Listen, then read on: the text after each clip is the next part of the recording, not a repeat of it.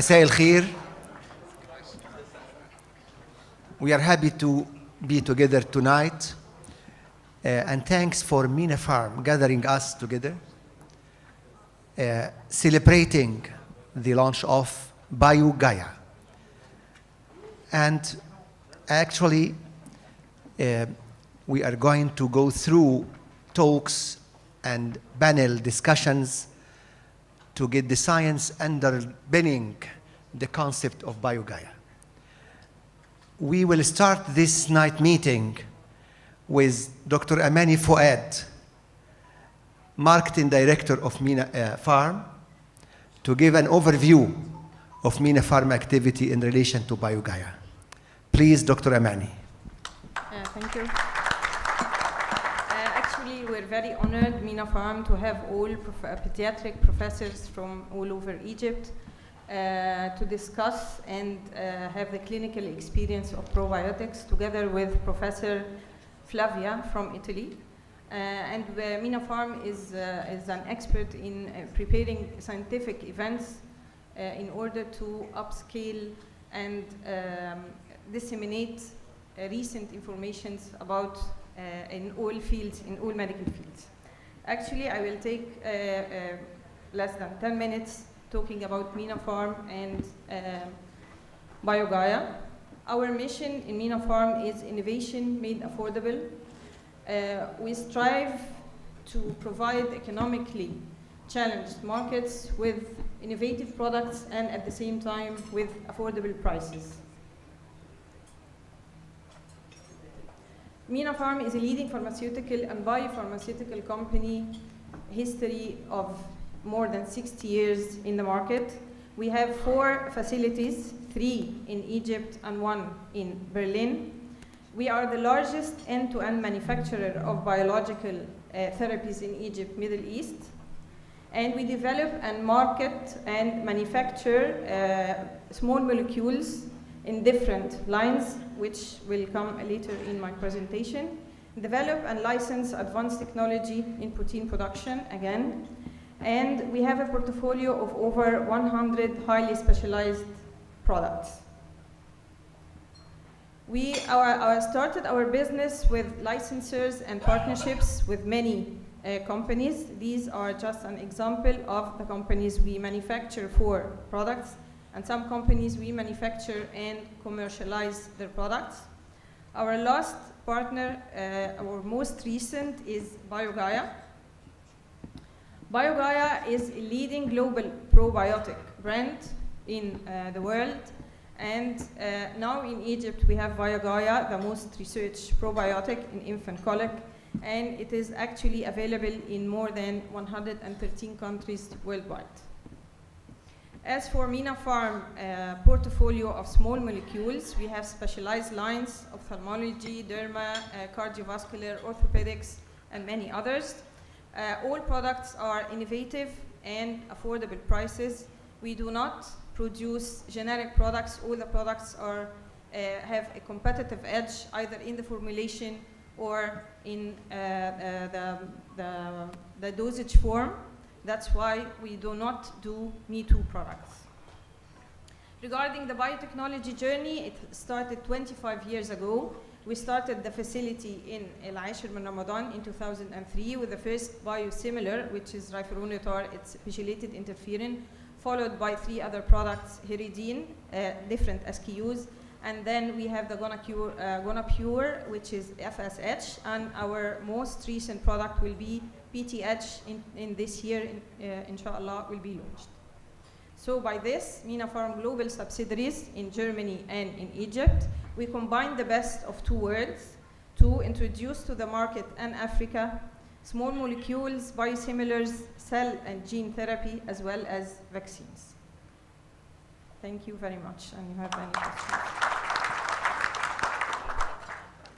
Thank you, Dr. Amani. And now we can move to the first session, and the eminent professors, chairpersons, and 2 eminent international speakers. The floor is for the chairpersons of the first session, and they can proceed with our eminent speakers, Professor Ahmed El-Bledi and Professor Flavia Andrew. بسم الله الرحمن الرحيم. قبل ما ابتدي طبعا احب اشكر مينا فارم على جهدهم الرائع في السوق المصري وعلى الادويه اللي بوفروها لنا والبايو سيميلرز اللي بوفروها لنا، وطبعا اخرها البايو جايا، وعلى الجمع الجميل ده. والeminent speakers اللي هيتكلموا ان شاء الله. عشان ما نطولش عليكم, I would like to thank Mina Farm, and I would like to introduce my lifetime friend and colleague, Professor Ahmed Al-Biledi. Ahmed Al-Biledi does not need introduction. He is a distinguished speaker in Egypt and all over the Middle East and even the world. He is my classmate. He is a very intelligent scientist, and he will talk to us in brief about probiotics. Dr. Ahmed.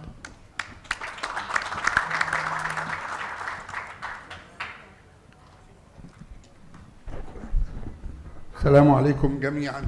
It's always a pleasure to be here. Flavia, welcome to Cairo.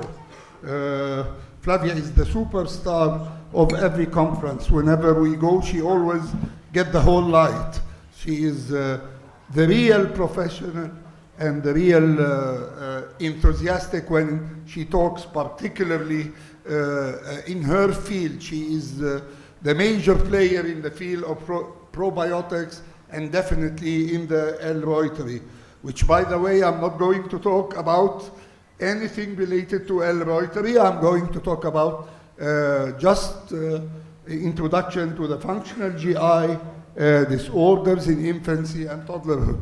And I always start by asking, let's agree on the terminology, because when you say mouse, you can have different interpretations. When you say P, do you mean the letter or the urge? When you say fans, what do you mean? And when you say honey, what do you mean? So let's agree on the terminology first.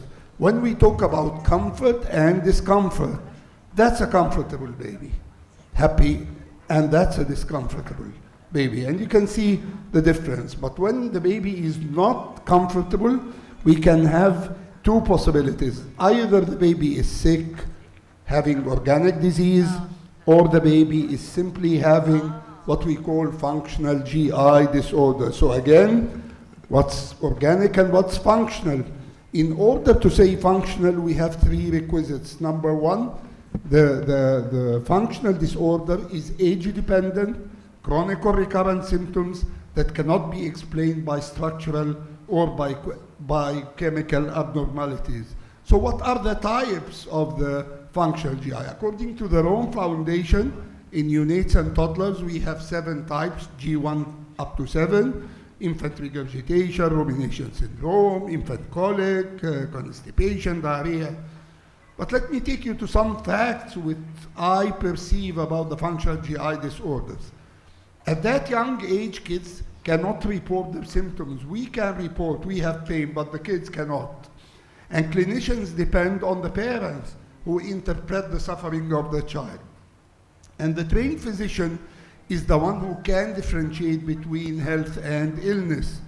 The decision to seek medical care arises from the parent concerned, and the office visit, therefore, is not about the child's symptoms only, but it's also about the parents' fears and concern. Again, the threshold of concern varies. So if a previous experience, previous expectations, coping styles, and the perception of illness. Any intervention plan should be directed to both the child and the family. And finally, there is a price for functional GI disorders, particularly when improperly managed. It's not only the doctors and hospital visits, the medications, but also the quality of life. So, do you consider functional GI disorders benign? You can say yes. Why? There is no organic disease, and most resolve spontaneously by time. And you can say no, because it affects the quality of life of the baby, of the family. It's a financial burden on healthcare professionals and on the healthcare system and the family, and may have long-term sequelae. What we say in Egypt, اللي إيده في المية مش زي اللي إيده في النار. So put yourself in the shoes of the mothers of these kids, whether constipation or whatever, or colic. No, she will say that colic is not a benign condition. What happens with repeated failure of calming the child? Increasing caregiver anxiety, frustration, exhaustion, and that self-perpetuate itself. And finally, there is doubts about the caregiver's competence, negative feelings to the unsuitable child, and increased risk of child abuse, and one of them is chicken baby syndrome. So the mother is really miserable in this situation. What's the impact on the family and social? Impact: suboptimal parent-child interactions, more postpartum depressive symptoms, loss of parental working days, and probably premature cessation of breastfeeding. That's apart from the financial burden of whether direct or indirect cost on the healthcare system.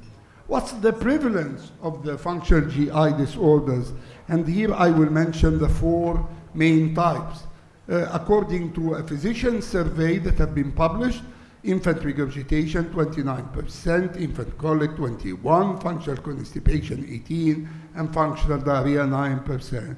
But the range from PubMed search is different. Look to regurgitation from 6 to 60%, infant colic from 4 to 64. So that we have a very wide range. What we are sure of, that all these functional GI disorders are common, and probably infant regurgitation, infant colic are on the top. How to diagnose the functional GI disorders? We have 3 points that need to take into consideration: the age range and suggestive or diagnostic criteria, and finally the red flag signs, where if present you cannot diagnose confidently functional disorders. For example, when we talk about infant regurgitation, it's better not to diagnose it before the age of 3 weeks, because at that time you may have congenital anomalies that lead to the regurgitation. So as per Rome 4 criteria, diagnosis of infant regurgitation between 3 weeks and 12 months. Regurgitation at least 2 times a day and at least 3 weeks. But you should not have retching, hematemesis, aspiration, apnea, failure to thrive, abnormal posturing. So if you have these, you are now in the direction away from being functional. If you go to infant colic, the age range would be less than 5 months, where symptoms start and stop before the age of 5 months. Recurrent, prolonged periods of fussing, crying, that's not easily sootable, and it occurs without obvious cause and cannot be resolved by the caregiver. And again, there are red flag signs like failure to thrive, fever, and illness. What's fussing in Arabic? صعب الإرضاء سريع الاحتياج، زي الذكور كلهم. نرجع بقى للإنفant colic in Rome 4 criteria, as we mentioned. If you are going to make a research to avoid the comparisons between different studies or the bias, somebody will take 1 hour and others, so they put extra requisites for research only, like the 3 hours a day or 3 days a week with a behavior diary. So,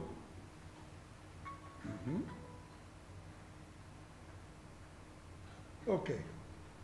What about functional diarrhea?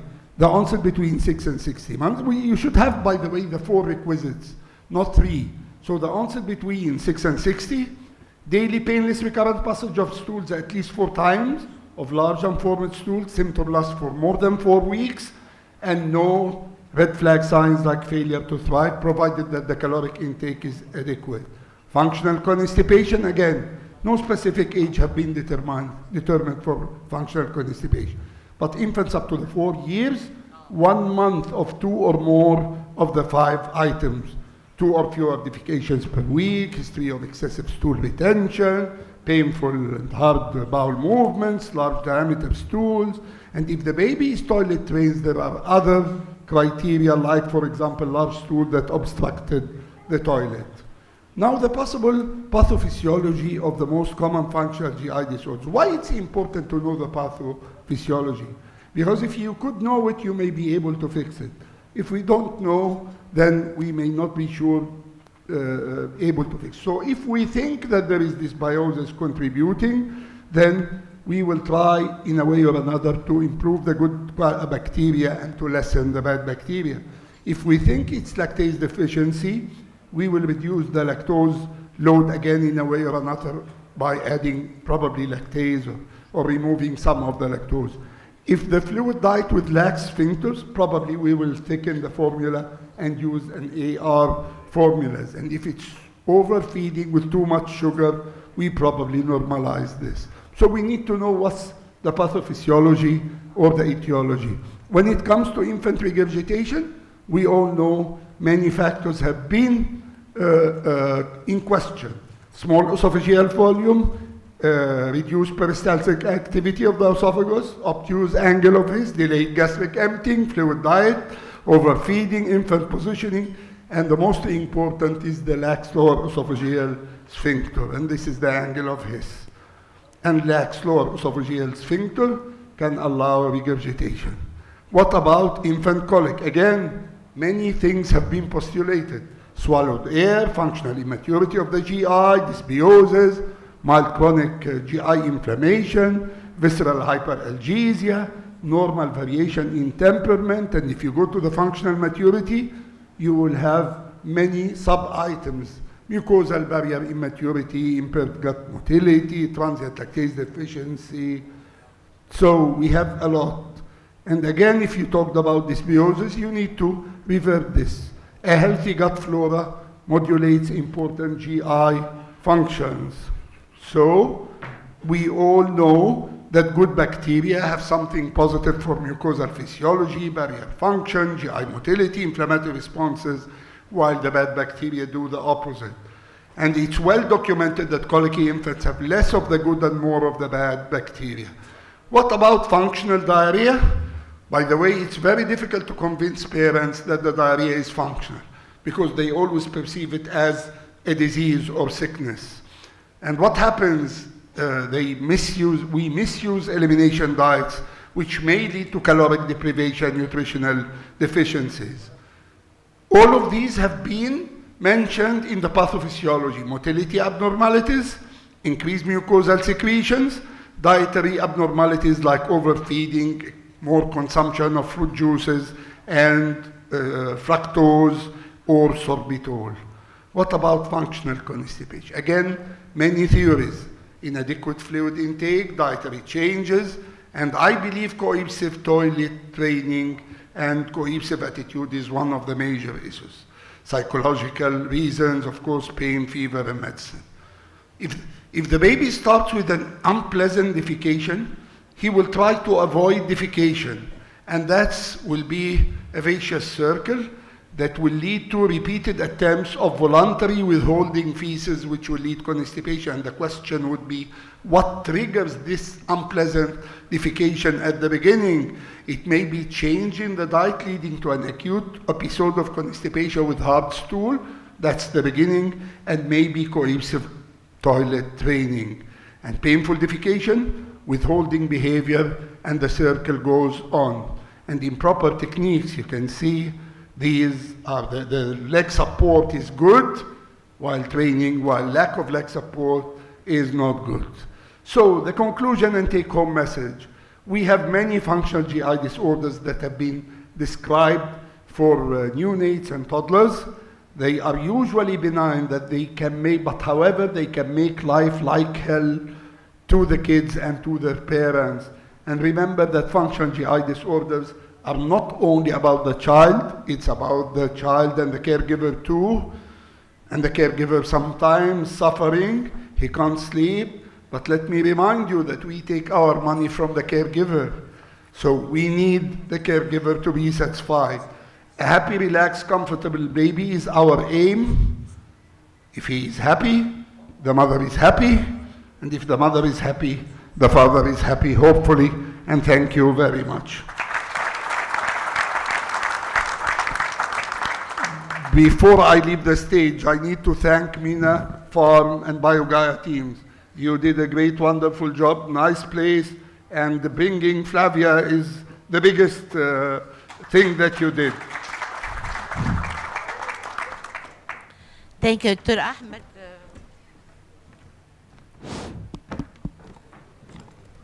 Thank you, Dr. Ahmed, for your elegant talk. As usual, nothing new. Of course, we start with to thank Mina Farm for this beautiful gathering. and for this very important topic. And it's my pleasure and honor to present Professor Dra. Flavia Andrio. She's, of course, one of the very eminent gastroenterology. She has many research, and she has of a CV, which can I speak about it until next week. And although she's humble and sweet and she's always with us, and we are really indebted for her. She will give us a talk about the microbiota in the GIT. You are most welcome, me, myself, and on behalf of all the eminent professors on the stage, we are welcoming you, Professor Flavia, to give your talk, and thank you very much.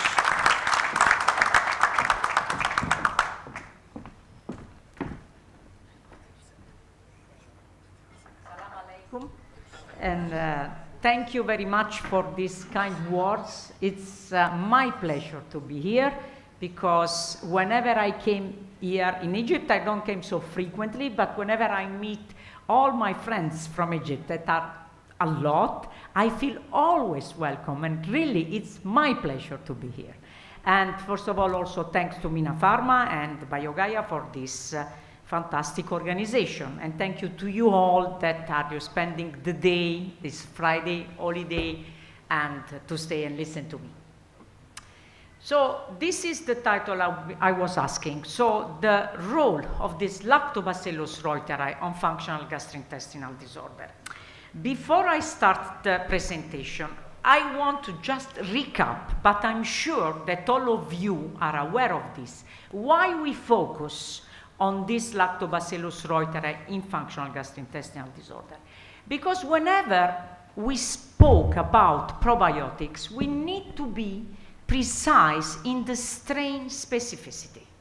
So we focus on the action of one strain, and another time we can talk with other kind of probiotics. But it's so important to focus on a specific strain, because every strain of probiotic has its own way to work and do its job properly in their way.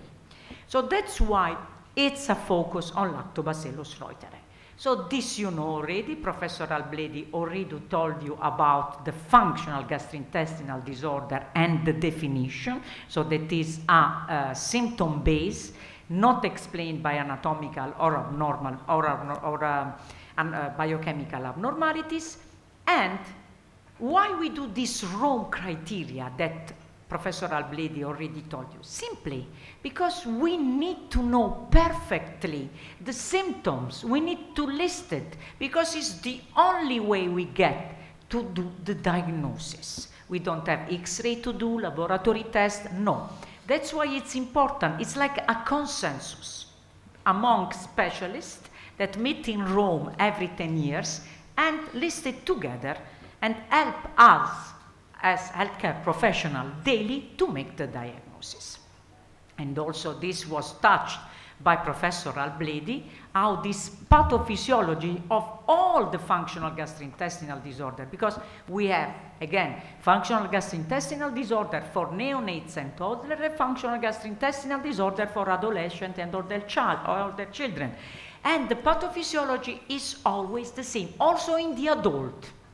But in the children, in the pediatric age, the pathophysiology is more, how can I say, the effects of pathophysiology is higher, is amplified, because the maturation of the function and the maturation of the colonization allow this interaction to have more effect on the specific evaluation of the disease. So pathophysiology is complex, visceral hyperplasia, motility, but the main rule is up on the bacterial flora. I don't know if this point you can use, maybe I can use the arrow, maybe it's better, the arrow, no, you cannot see neither the arrow. So, okay, so basically the main role on the pathophysiology, but especially is the fil rouge, is the one who binds all the other kind of, I would say, factor is the microbiota.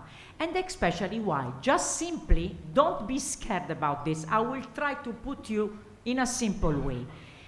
We talk about visceral hypersensitivity, intestinal permeability, motility. Well, in every square of this, for instance, if we go on this one on the top, immune activation. So the microbiota have a role in changing the mucosal inflammation. And one of the pathophysiology of the functional gastrointestinal disorder is in unbalanced mucosal inflammation. So we got a dysbiosis, we have a dysbiosis, we switch the inflammation of the intestine versus the unbalance. And then there is permeability. Also intestinal permeability is ruled by the microbiota in a complex mechanism that finally define the synthesis of these proteins that are called occludin, zonulin, the tight junction of the epithelial intestine. And again, the microbes goes in this direction. And then it comes the visceral hypersensitivity. What matter with microbes? Well, actually, there are a lot of studies, especially in animals, that show that some lactobacilli, also reuteri, also GG, other lactobacilli, just bind the opioid receptor. You know what means? Means like they act as antidolorific. So again, some strains, some specific strain have an action on this. And so is also for the motility, changing motility. This is even more simple to understand because motility is the same net all over the intestine, basically controlled by these cells that are called interstitial cells of Cajal, that are some glial neurons that are present into the intestine, and they are regulated basically by the short-chain fatty acid. Short-chain fatty acid are the product of the bacteria. So everything is going back to us, to the functional gastrointestinal disorder pathophysiology. And last but not the least, this is the main role of the gut-brain interaction. And mediators by the microbiome of the intestine just play the role not only in the function of the intestine but also in the function of the brain. So bidirectional, and that's back again in this complex entity. Whatever we listed as a pathophysiological factor that rule out the functional gastrointestinal disorder, behind there is the microbes. The art director, again, are the microbes into the intestine. So quickly going, I will focus tonight only in the toddler and neonates functional gastrointestinal disorder because there is not so long time to go on the FAP or IBS. So colic definition was already covered by Professor Albledi. And also the incidence, it's an average because there are so many papers in the literature. But let's talk about 26%, and the peak is among 1.5. Okay, so the problem is that during the year, say, why do I have to treat a colic that is, self-ended disease? The baby at 5 months of age just disappear. Because the colic has two main problems. It's the short-term consequences that Professor Albledi showed us, that is hospitalization, referral to pediatrician, anxiety of the parents. But what is even worse are the long-term consequences of the colic. There are so many papers published that together with Ivan van der Plast and Anya Shayeska, we just put it together, this long-term side effect. And basically, what are? First of all, allergic disorders. How come that allergy just can be ruled out by functional gastrointestinal disorder? Somebody of you remember intestinal permeability involvement? We disrupt intestinal permeability during the functional gastrointestinal disorder, and the mechanism of oral tolerance is disrupted. So allergy increase, and of course this is some paper that have been shown to be important. And the other is the behavior, the mood, sleep, hyperactivity and temper, and ADHD and autism spectrum disorders. There are so many. And why is this? Again, remember the gut-brain interaction. And remember also that into the intestine is produced the 90% of serotonin, that is the precursor of dopamine and the precursors of the major neurotransmitters. We have an inflamed intestine, we have a disrupted metabolism into the intestine, setup of serotonin is disrupted. These are theory, needs to be demonstrated, but there are so many studies, and the direction is going over and over in this way. So again, there is a rationale, there is a biological rationale. What I mean for this? Okay, I show you there is this effect, but do we have something that we can change? There's something that has been shown that if we use the probiotic in these children, we can solve the problem. There is more than one study, I can say a lot of them, showing that these children that were affected by colic had a totally different colonization compared to the children that were healthy, that were without colic. This is an old study that has been repeated so many times by others, but I like to quote this because she was the first one that had this idea to take all the fecal microbiota of children, colicky children and healthy children without any treatment, just to picture them on this. And what this Dutch scientists show that the baby with colic had this low butyrate producing species. What is the butyrate? Our friend short chain fatty acid. Remember always this name. Also, they had a low lactobacilli and bifidobacteria, and they have a slower colonization and low diversity and high proteobacteria. So, yes, we have the biological possibility to use the probiotic in the colic. And which strain we do need?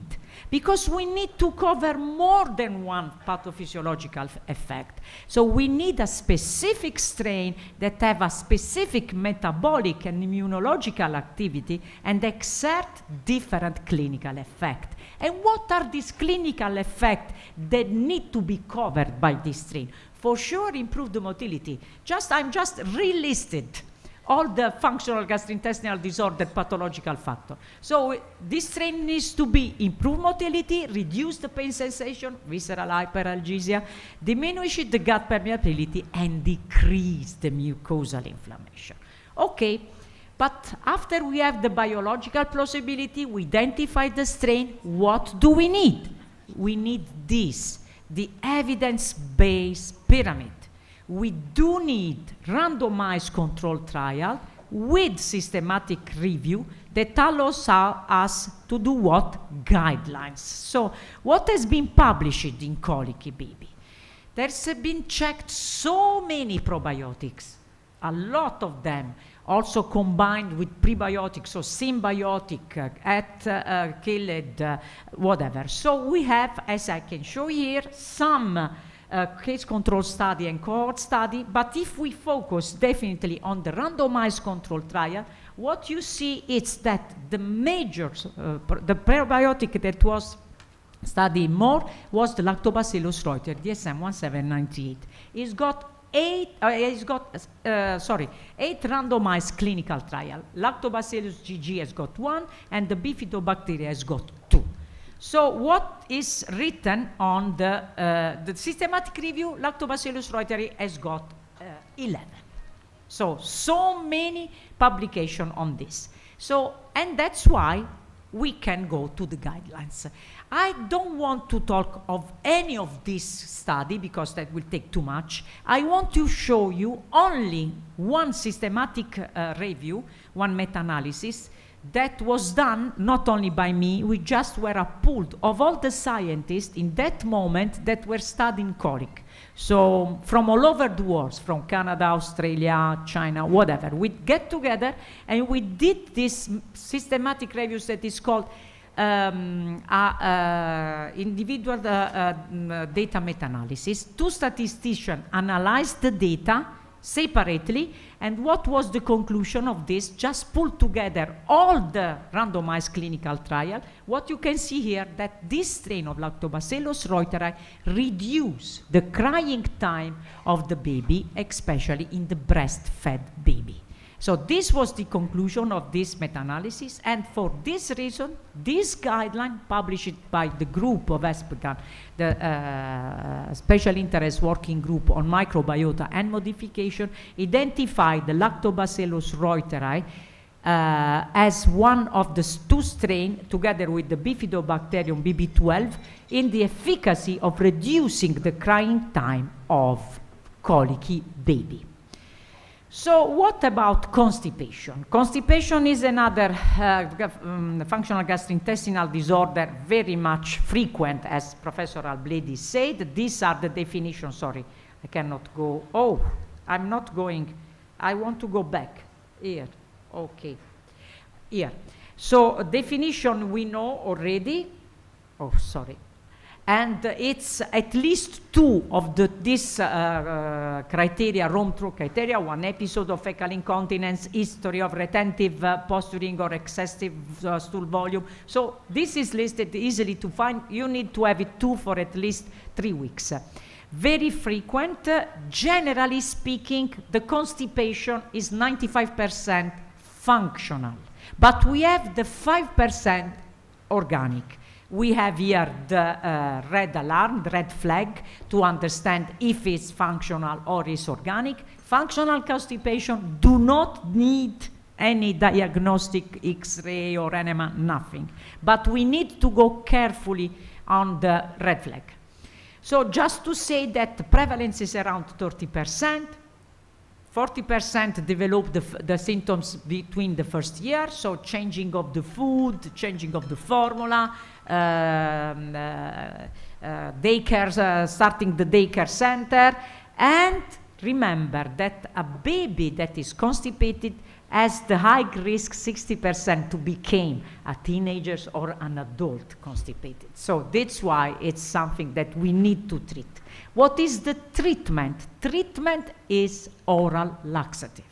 This is the treatment for constipation. Polyethylene glycol, lactulose, magnesium sulfide. So what is, there is any rationale, biological rationale for the use of probiotic? Yes, it is, because of the same reason, because of all these pathophysiological factors. So what has been published on constipation? On reuteri, there are a lot of studies. This one was very old, was done in 2010, was a double-blind randomized control trial where they just check 44 consecutive infants, and what they just checked was the normalization of stool frequency in infants that were supplemented with this kind of strain.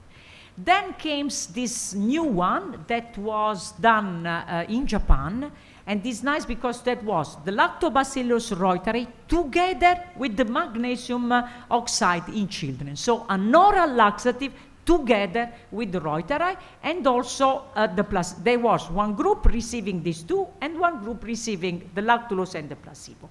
And what was shown in this, that the combination of the magnesium oxide and the reuteri was much more efficacy in the decreasing decrease the stool consistency and increase the defecation frequency. So these are these two main studies, randomized control trial, but let me tell you, in the ESPGHAN guidelines, this did not enter in the guidelines because, and no other probiotics enter alone, remember, alone, because we do need to let the probiotic enter into the guidelines, at least 2 randomized double-blind control trial, basically done with the same methodology, with the same outcome, with the same dosage, with the same time. So that it's just a repetition. So the probiotic Lactobacillus reuteri can be an help, but please remember, treatment of constipation is oral laxative. So what about regurgitation? Regurgitation is a nightmare for pediatricians and for parents. Definition was done by Professor Albledi, regurgitation 2 or more times per day for 3 or more weeks, no other symptoms, no apnea, no retching, no failure to drive. Look at this. Also regurgitation just disappeared and ended up after 11 months. But the problem is that the mother perceived the regurgitation condition as the child is dying for starving. So if you solve the problem of regurgitation to the mother, you'll be the best pediatrician ever in the world.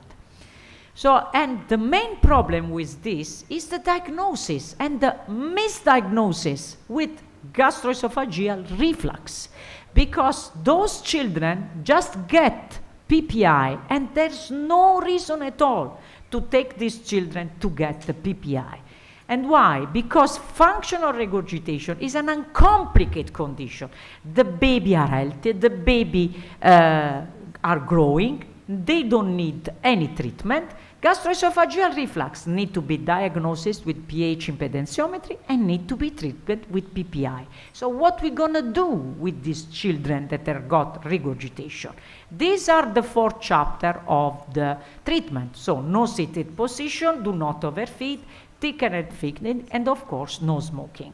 So once again, what's the rationale? Is there any rationale for the use of probiotic in regurgitation? So the answer is yes, because this was one of the first condition I start to study in premature baby. And I start to study this, supplementing this baby with reuteri or with placebo and compared to the breastfed baby. So this was one of my first clinical study. And what we check in those newborn that had this reuteri supplementation was that the stomach of this baby quickly emptying compared to the one who had the placebo, and was basically the same of the one of breastfeeding.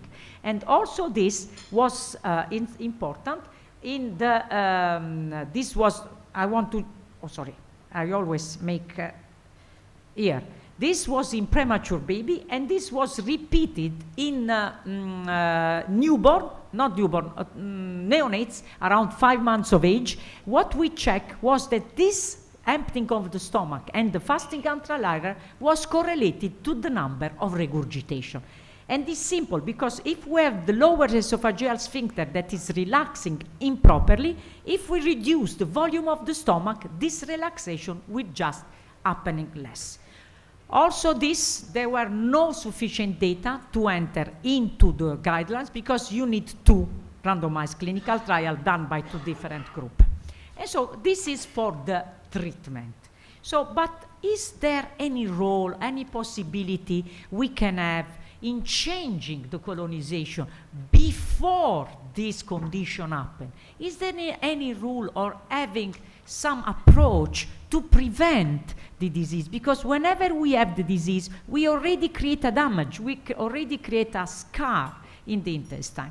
So what are the strategy? We have more than one, because as you can see in this cartoon, the nutrition is the most important to ensure a proper colonization. So breast milk above everything. Breast milk is the proper food to ensure proper colonization. Prevention of low cord blood pH, and of course probiotic and prebiotics. So just I want to quickly go on this, one of my last study, but we are just going. I know that in the audience there are a lot of neonatology. So what we did, we just took all the children born in 1 year, and because in my previous university, every neonate was checked with the pH on the cord blood. So we just put it together, term and preterm, and we divided to the baby who had blood pH less than 7.2 to the one that had a normal blood pH. And what we checked was this, that this baby that had this insult into the pH, they develop the double rate of colic regurgitation and constipation. So this is a possibility to prevent this shock on the pH, to prevent the onset of this disease. And the last one is this prevention use of probiotic in order to prevent. This was a milestone of paper, and actually has been remaining the one, because it took me so long to do and so many effort. So this was published almost 10 years ago. And we just supplemented these children in the first 7 days of birth. Within the first week, they received the placebo or the probiotic for 3 months. And after 3 months of supplementation, they had a reduced number of colic, regurgitation, and constipation. And we check also the secondary outcome, like referral to pediatrician, loss of parent day, job, hospitalization, changing of milk formula. So definitely there is efficacy, but again, This study needs to be repeated, because not by me, by another group, just to show that there is an efficacy. So what we can conclude and take home message is that the functional gastrointestinal disorders are a common condition in infancy, very common. That the microbiota play a role in this pathogenesis of this functional gastrointestinal disorder, and any intervention that reduces the inflammation of the mucosa and could be helpful in the treatment and prevention, at this strain, Lactobacillus reuteri, has been shown to have efficacy in the treatment of colic and regurgitation and helping in the treatment of constipation. I thank you very much and invite you all in Antalya for Probiotic Congress. Shukran. Thanks, Professor Flavia, for this elegant presentation for this مفتوح سامعني مش كده؟ طبعا thanks for Mina Farmer. الحقيقة I think it is not a launch for Brogaya, but this is a celebration of success after 3 or 4 months to be one of the leaders of probiotics in Egypt. Really, we feel that we got something to try to solve this vague world of probiotics and vague world of functional disorders. Thank you for this gathering, marvelous gathering الحقيقة. I have never seen all these professors in one word like this. I think we will get only one question from the most senior professors in this room now, Professor Murtada Shabrawi.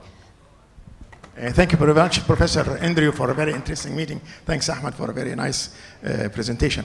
I just want to take the chance of the gathering of these people and go through the most recent taxonomic classification of Lactobacillus. It's no more called Lactobacillus. It's called, yes, Limusi Lactobacillus reuteri. What was the basis of this taxonomic change? Because you said we have to focus on the strain of the probiotic rather than generalization. This is really a chance for the audience to hear about this new classification.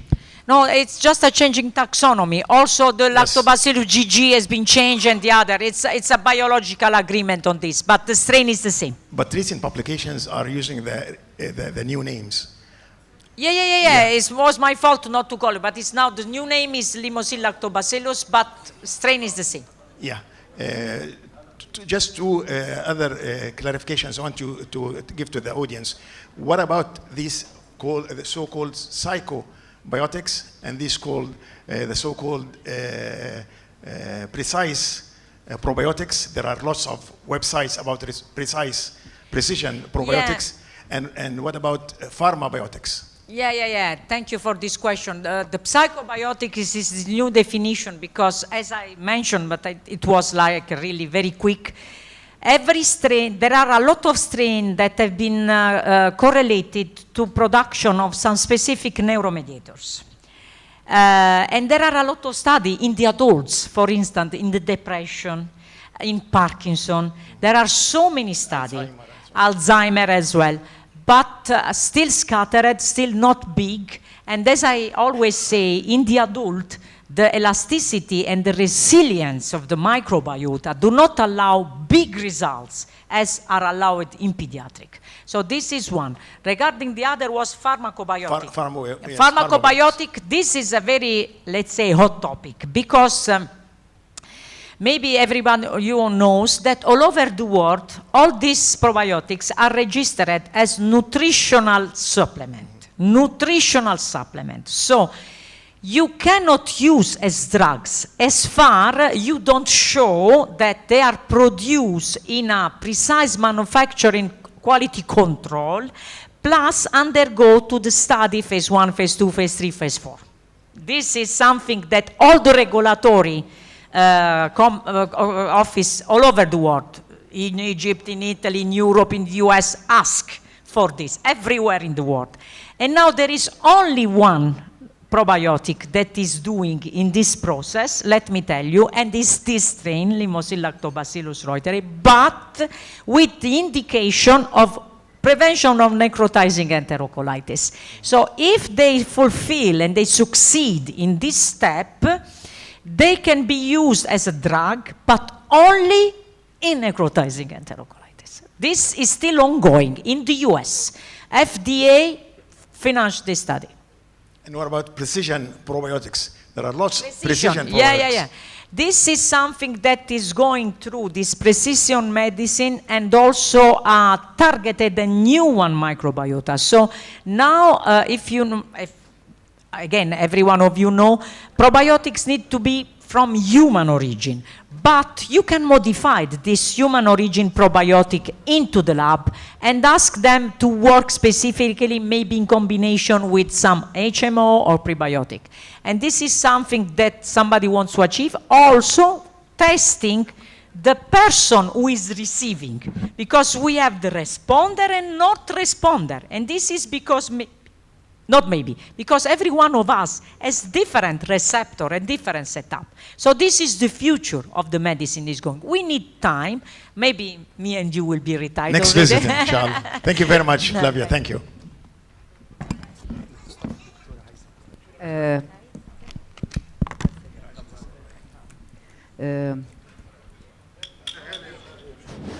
أحب أشكر طبعا مينا فارم الحقيقة هم they deliver us medicine or whatever يعني preparation. We were looking for that years and years. يعني 10 years ago I was in one of the conferences in the US and I got some of the bottle of the BioGaia, and some of the already medical rep visited me in my clinic and they saw the preparation. I kept it maybe years and years. It was very nice to deliver these products, which is very precious. I would like to thank Dr. Belidio and Dr. Flavia for the very nice illustrative talk, but I'm going to ask you about the neonatology again. You said about the pH. Can you clarify again? You said that the pH must be. Can you clarify these points again? Yes, let me tell you that I will tell here this for the first time. I should not, because the paper is under consideration, and I should not disclose, but I will do it. I don't care. And this was the first study where all these children that had a lower pH, below 7.2, just showed to have increase the double of rate of colic regurgitation and constipation. But we check the pH of 7,000 children, 7,000 born in 3 years, and we put it together with birth weight and with birth weight and age, gestational age, and with artificial intelligence and an algorithm, we identified that these 3 risk factors, low blood pH, gestational age, and birth weight, are the 3 major risks. We can predict the onset of colic and regurgitation. It's a simple algorithm. You put it on the computer and you got it the percentage. And because, for instance, as you know, you're working in neonatology, this pH, low cord blood pH, could be like I say, results of anostic insult, maybe into intestine. So all the setup of this interplay between motility, permeability, inflammation is disrupted, and together with the low birth weight and with low gestational age is increasing 3 times more the risk of develop dysfunctional gastrointestinal disorder. Inshallah, my paper will be accepted. Okay. Hello. We have 10 minutes left to our session, but firstly, I would like also to thanks all of you. Mina Pharma, thank you very much to allow us to be in this meeting, my professor and my teacher and everything, Dr. Ahmed Blady.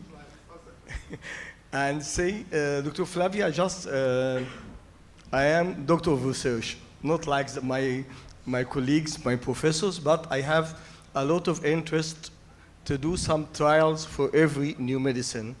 So 2 months ago, when I met my colleagues and they talk about the BioGaia and the probiotics, I get a very difficult and a critical case of a functional GIT disorder.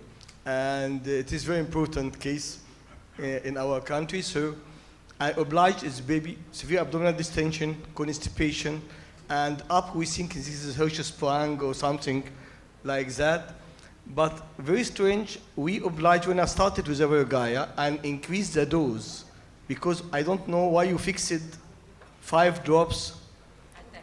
So when I do the doubling of the dose, okay, and mild spacing and mild training, I get better results. So why you fix the dose like that? So I don't know. Yeah. I will tell you this. Thank you for your question. First of all, the dosage of every strain is setting, because every strain has its own doses to work. So for the colic, we say 5 drops, because 5 drops contain 10 to 8 colony forming unit, okay? And this is not, everybody agree, everybody. Regarding the functional abdominal pain, I didn't talk tonight, but I can tell you, it's already settled that the doses should be the double. It's already settled, because generally we use the dose that the clinical study indicates us. And this was chosen for colic, it's only 1 dose, it's 5 drops, and the functional abdominal pain we suggest twice. So you did it correctly. Thank you, Professor Flavia. I would like to ask how many days L-reuteri stay in the gastrointestinal tract after intake? Yes. Every probiotics, after you stop the supplementation, not only the reuteri, every probiotic, after 7 days is gone. It's gone. If you want the effect, you have to keep to supplement it. But not only reuteri, also GG, Saccharomyces, whatever we want to talk. The colonization is just a matter of supplementation. Otherwise, it's gone. Yeah. I would like to ask about, I think the terminology precision probiotics, correct me if I'm wrong, it's because probiotics are very species specific, and so precisely every disease they will use something very special species, because in the world of inborn error of metabolism, they are starting to use the probiotics for the management or adjuvant in the management of certain inborn error of metabolism with the diet. So is it right, this is the precision or the targeted probiotics? Yeah, target and precision, they just go together. Because again, for instance, we know by our clinical practice, daily practice, that some children respond even to some antibiotics. Yeah. They respond or they do not respond, or they have side effect. Because it's something related to the receptors, maybe to the microbiota. So now they are finding to targeting the precise, individualized medicine, also for the probiotics. Yes, you are very right. Thank you, and we came to the end of this session, and we thank the 2 international eminent speakers, Professor Ahmed El-Bledi and Professor Flavia Andrew. And we thank Professors Abdulrahman El-Mashad, Professor Ahmed Saad, Professor Amira Idris, Professor Murad Al-Alfi, Professor Murtada Shabrawi, Professor Mustafa Saeed, and the Professor Sana Youssef for chairpersoning this session, and thank you. We are now ready to start session 2.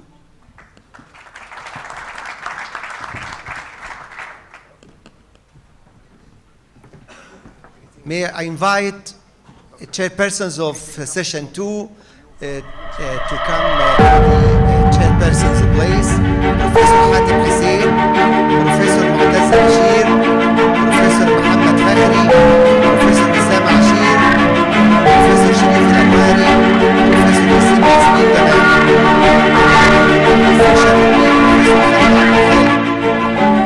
panelists include the famous professors Dr. Ahmed Kamal Sami, Professor Ahmed Hamdi, Professor Ayman Munir, Professor Ihad Khairi, Professor Muhammad Kamour, and Professor Muhammad Omar.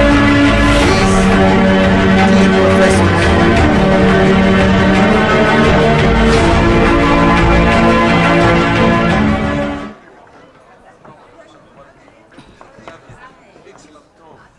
خليل سيطر يا خليل بقى. ايوه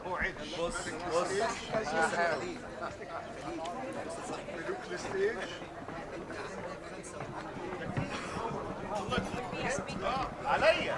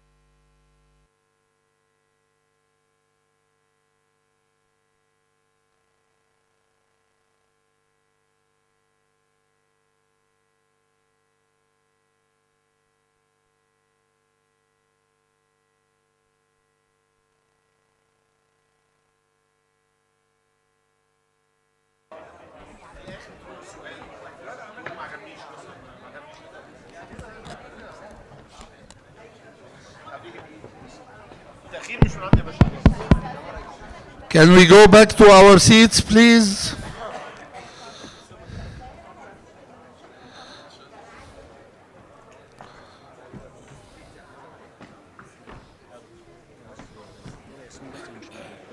Okay.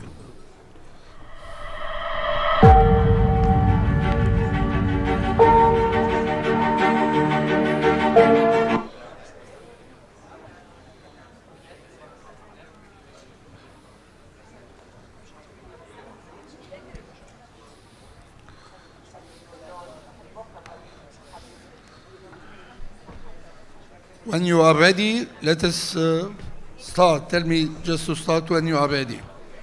Okay? ربنا يخليك يا باشا.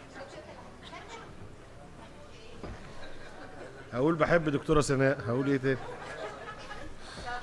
Okay. Thank you for all of you.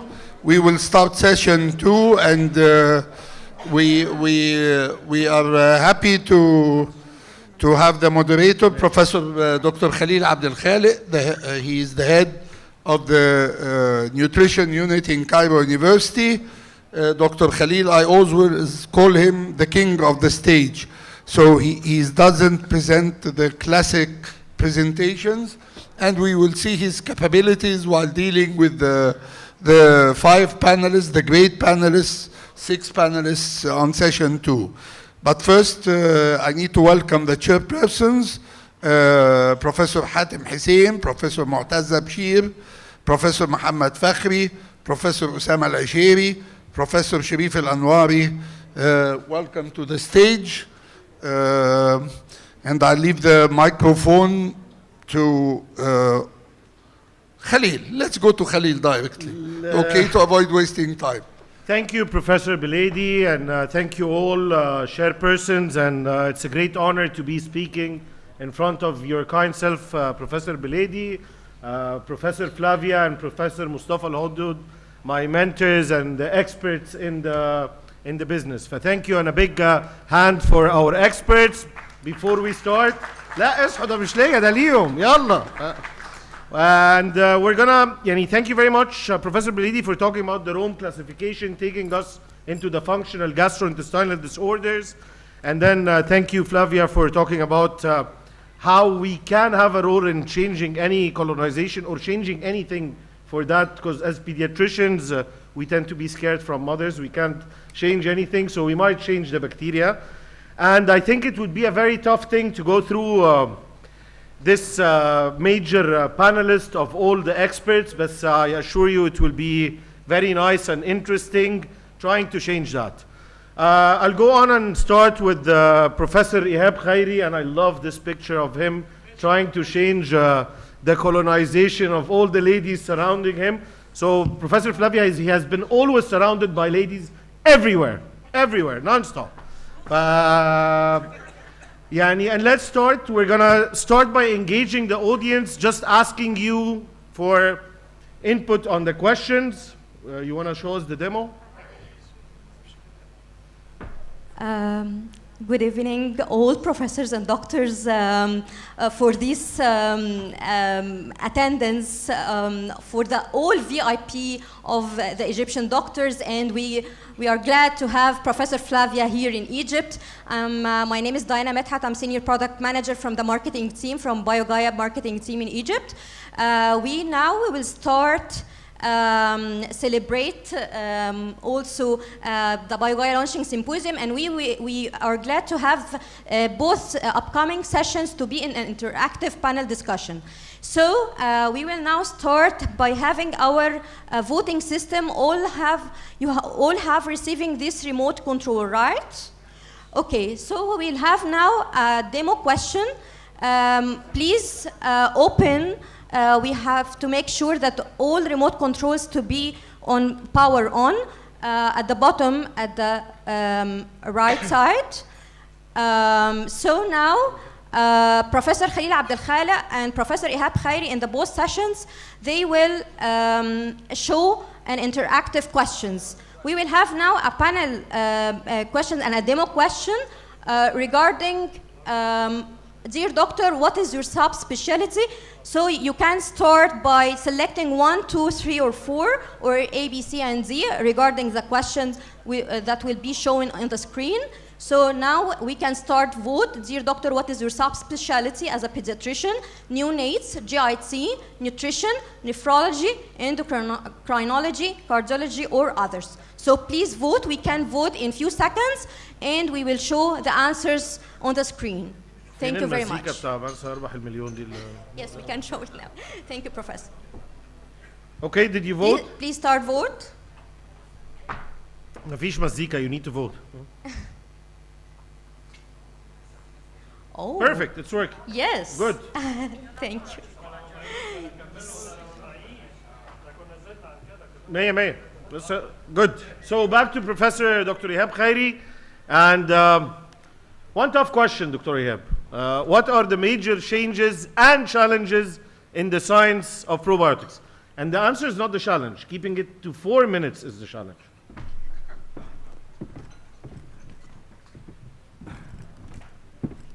Good night, everyone.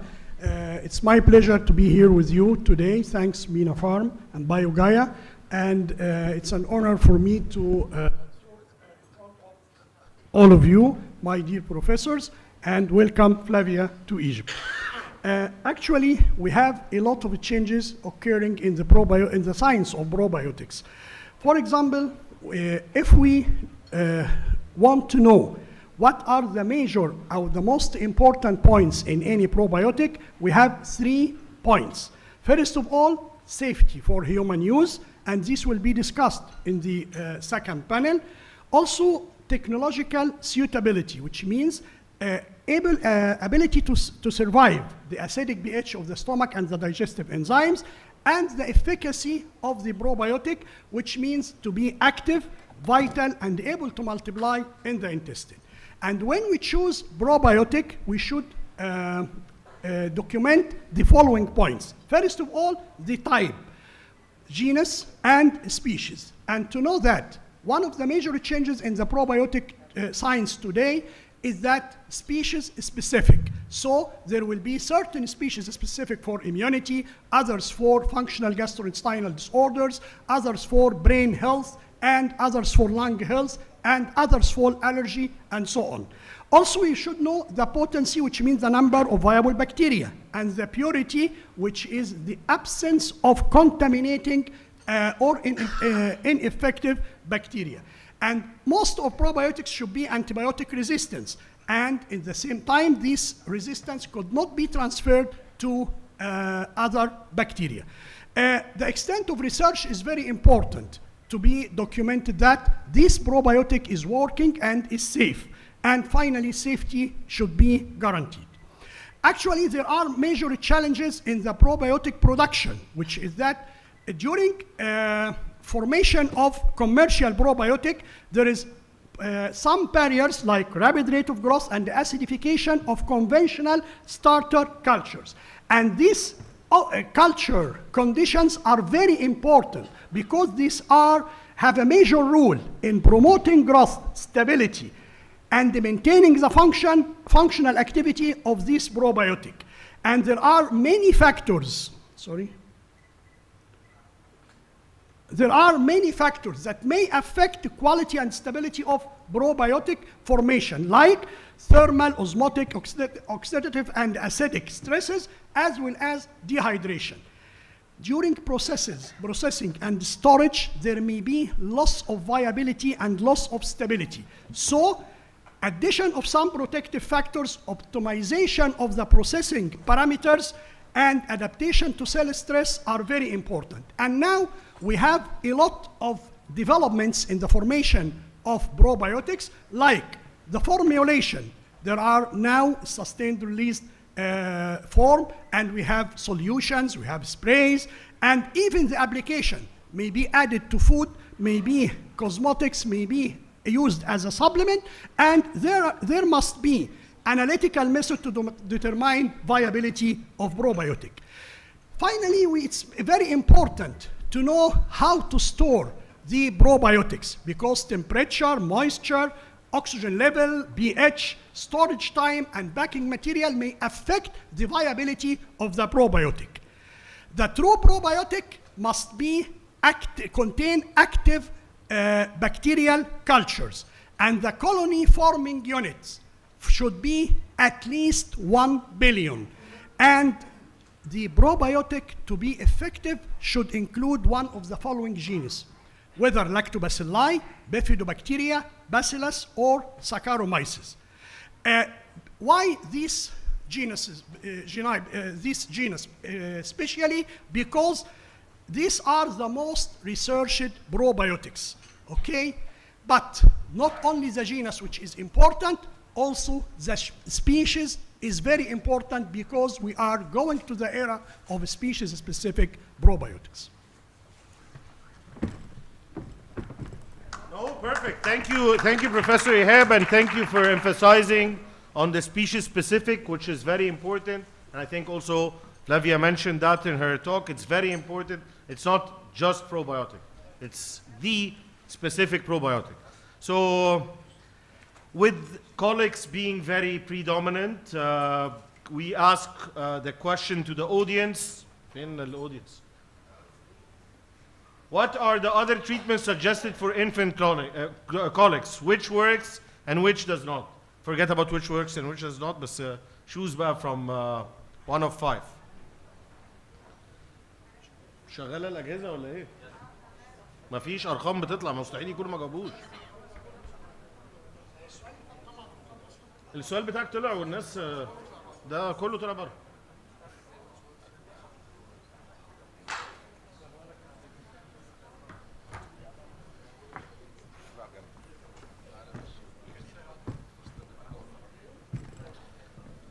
So, okay. So let's take back the Professor Dr. Muhammad Omar's opinion. Other treatments of infant colic, which works, which doesn't. If there's anything that works, ونبص على الشيلة الصح. هي دي الشيلة الصح يا دكتور محمد؟ الشيلة الصح مهم.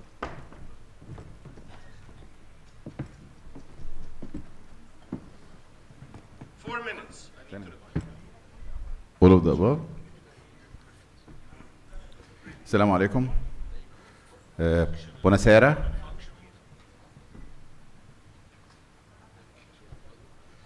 So the question, what's the other treatment for infant colic? For pain relieving agents, the most common that we're using at our clinic, soothing techniques and manipulative therapies, and there is the nutritional therapy that Dr. Osama will talk about later on.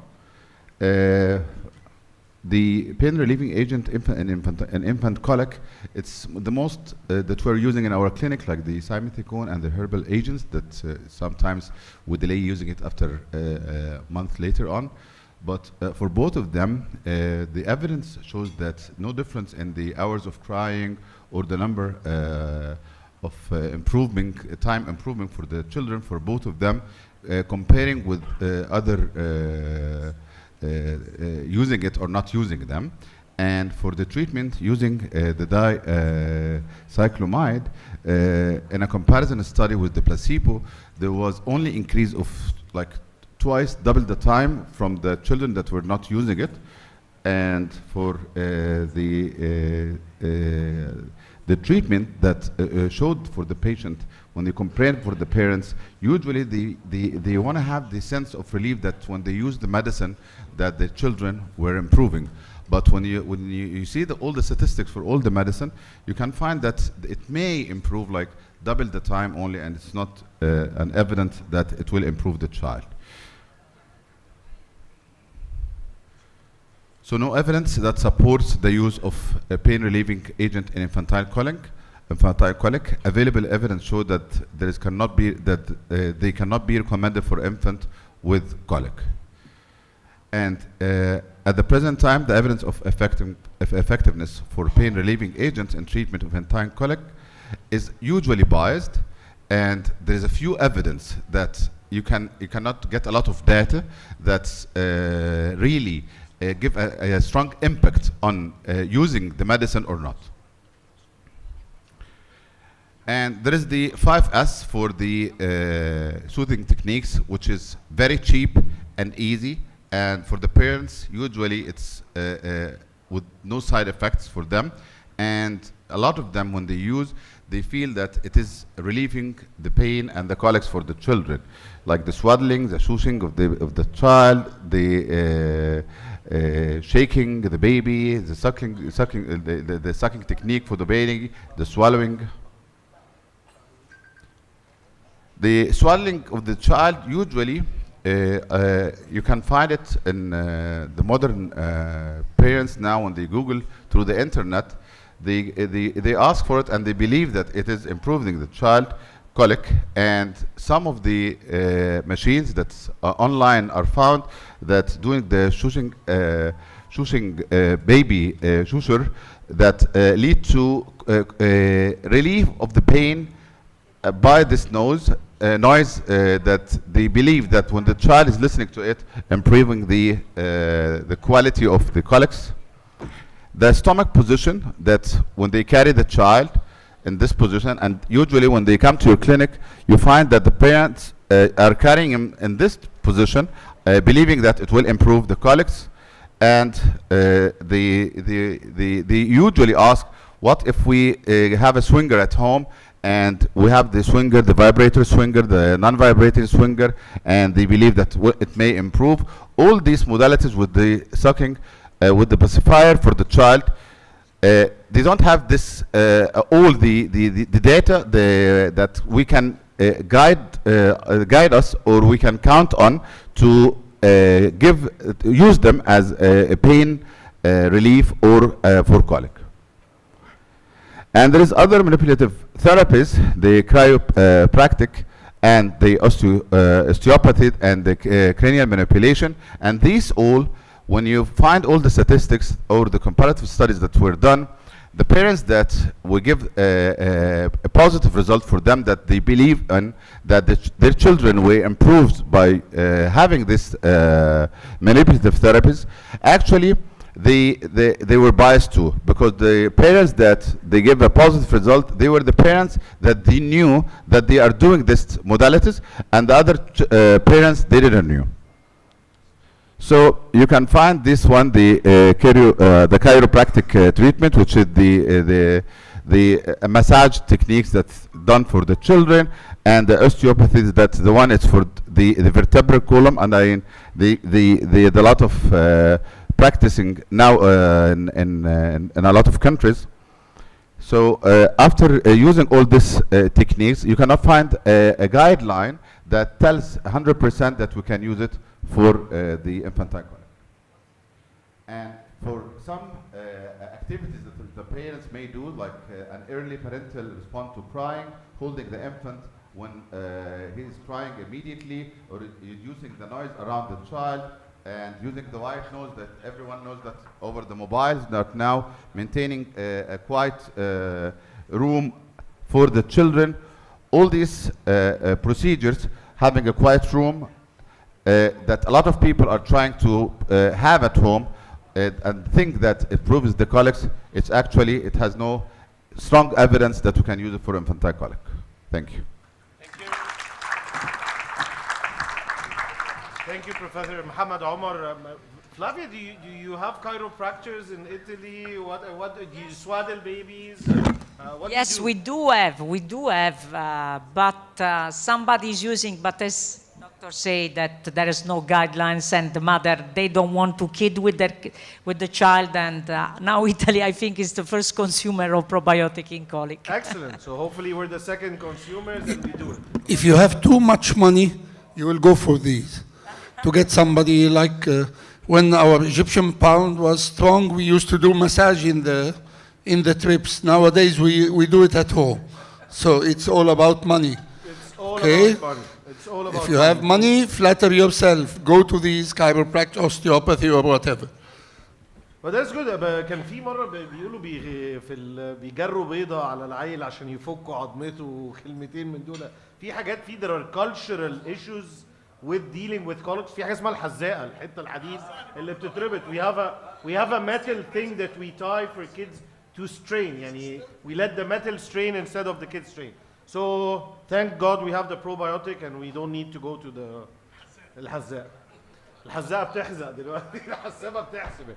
Anyways, and we're gonna go to Professor Ahmed Hamdi, and I see myself on the screen. I don't see Professor Ahmed Hamdi, but this is. And we're gonna ask the question: is there a clear line of demarcation between infant colic and discomfort related to cow milk allergy? Yes, no. Can we use the machines? Yes, no.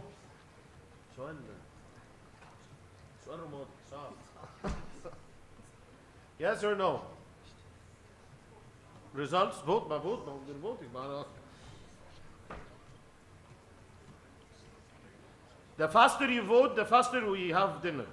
We need to. Okay, so 64, 60. Okay, can we move the slide? I need my slides. أنا ما أعرفش جبت صورة الدكتور أحمد حمدي دي من فين ها؟ This is Dr. Ahmed Hamdi when he was 16 years old, and he did not use probiotics for a very long time. He started getting a lot of colics يعني بس you like this picture. مين ده؟ يا ريت والله يا خليل، ليت الشباب يعودوا يوما. ده كويس انك جبتها لي والله. ليه زمان ما سبتناش ابرياء. Actually, the question of line of demarcation between cow milk protein allergy and infant colic is very difficult.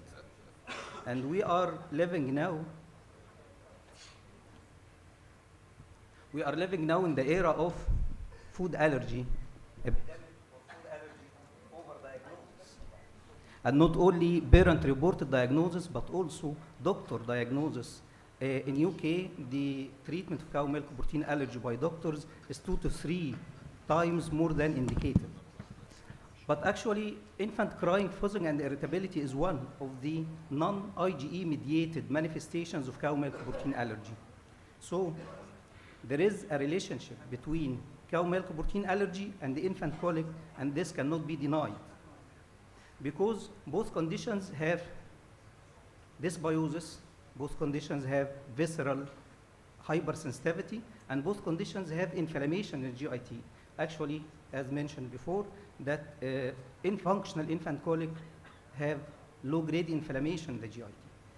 And the evidence comes from the clinical response to dietary elimination that not very large number of studies, but few studies reported that about 20% of infants with severe colics respond to dietary elimination.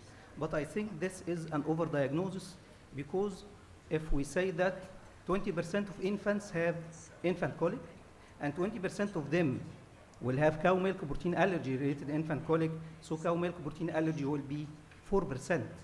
And actually, the incidence of cow milk protein allergy is only 2.5% among infants, so this number is exaggerated. And this exaggeration comes from that any intervention for management of infant colic will give 50% response as placebo. Only placebo, any intervention will improve by 50%. Number two, that the elimination will include other factors that improve the colic.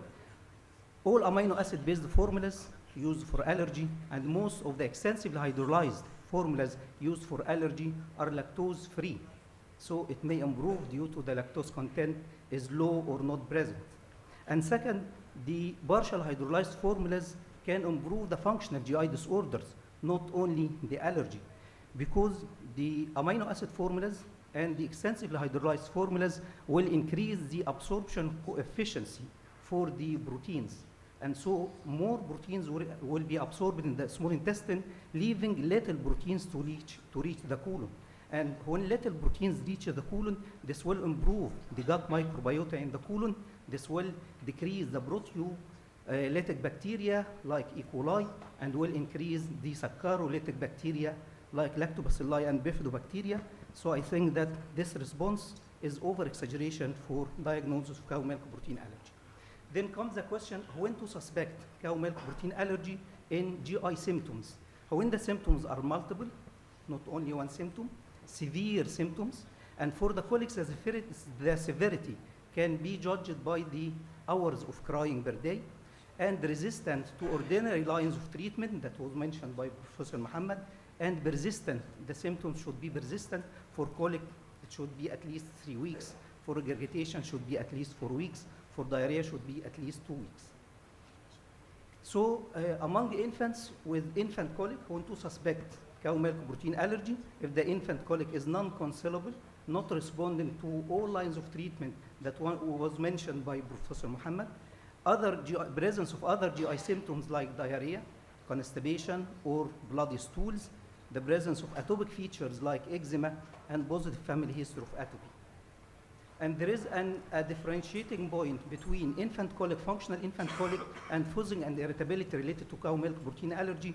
Functional infant colic has a diurnal variation. Usually functional infant colic comes at the night from 8 p.m. to 5 a.m. But infants with cow milk protein allergy will be irritable all through the day. And one of the guidelines to help us in suspicion of cow milk protein allergy is the COMS score, which puts the infant crying and fuzzing or irritability one of the suspecting features, and gives the mark according to the number of hours of crying per day. But is there a lab test to help in diagnosis of cow milk protein allergy? Can fecal occult blood testing help us? Actually, no, because 30% of infants, of normal infants, will have positive occult blood testing. Can fecal reducing sugar help us? No, because in breastfed infants during the first 3 months of life, about 85% will have the result of fecal reducing sugar positive, and 20% of the artificially fed infants will have fecal reducing sugar positive, especially infants with colic, because infants with colic may have some lactase deficiency.